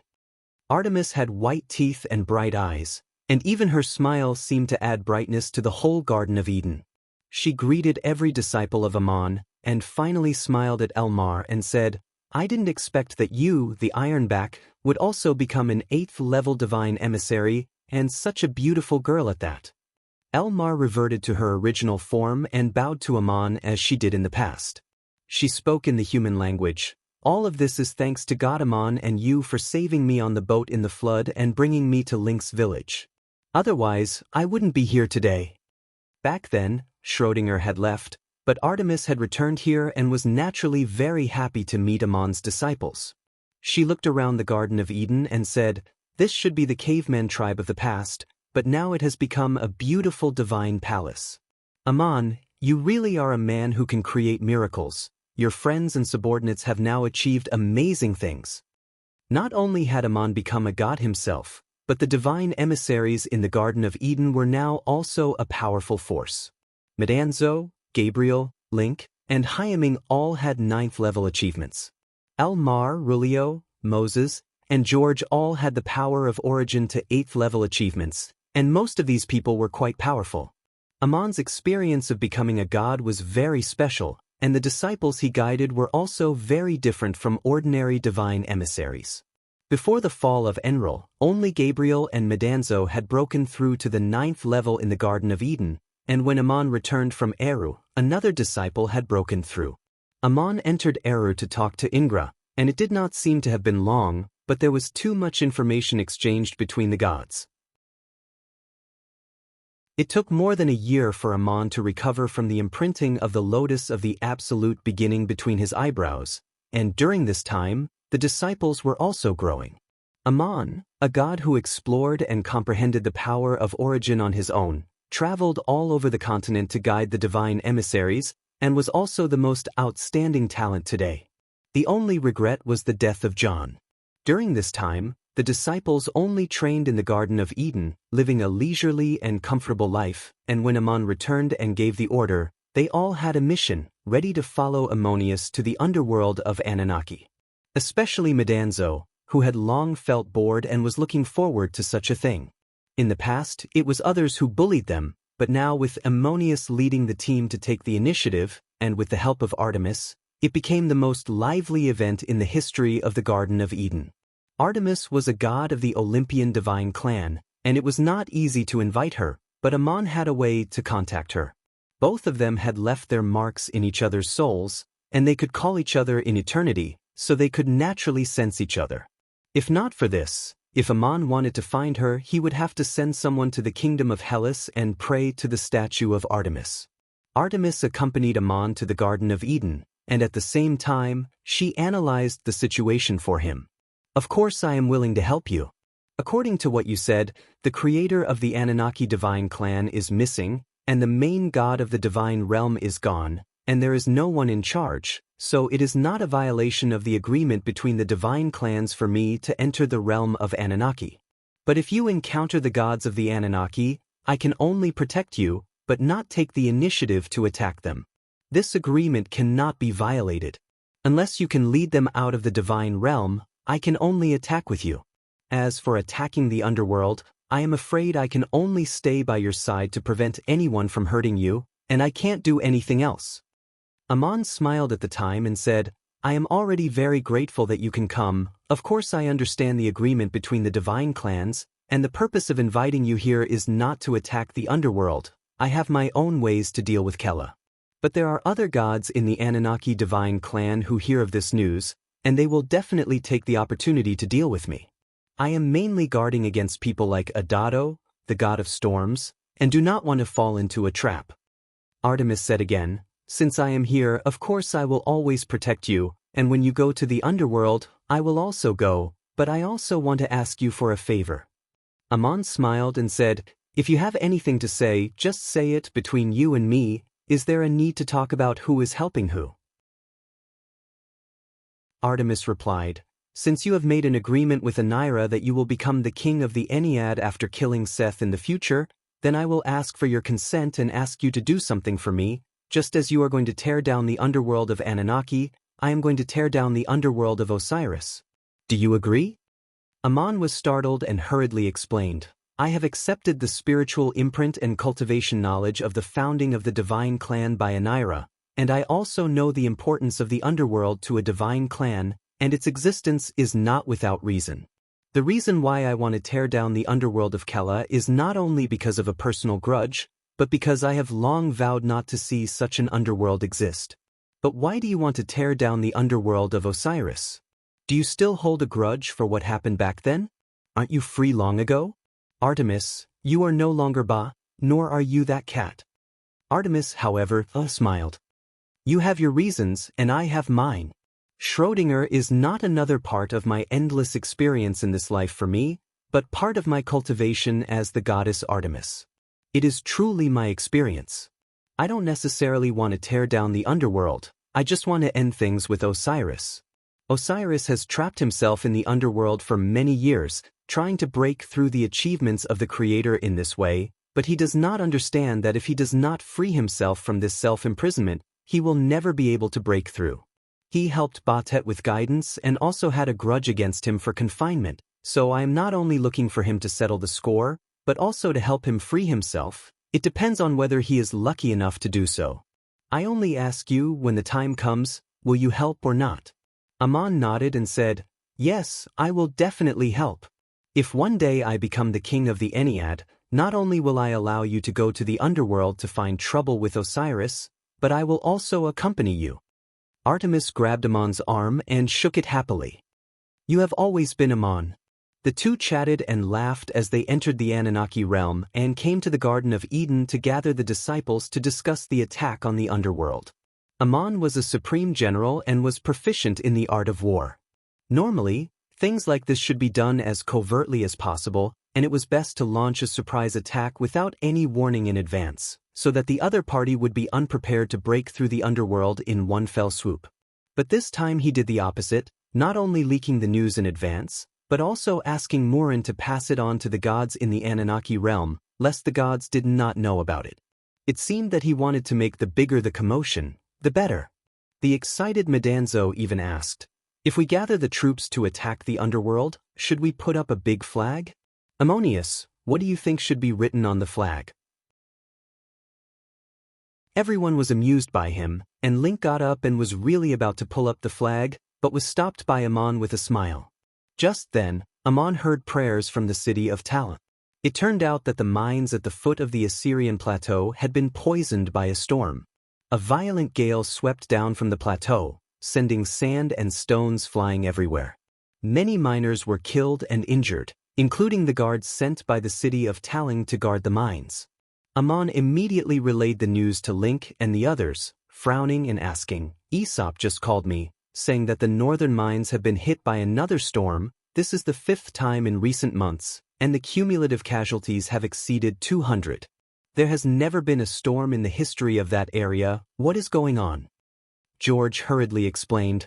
Of course it's man-made, it's the work of Pruli.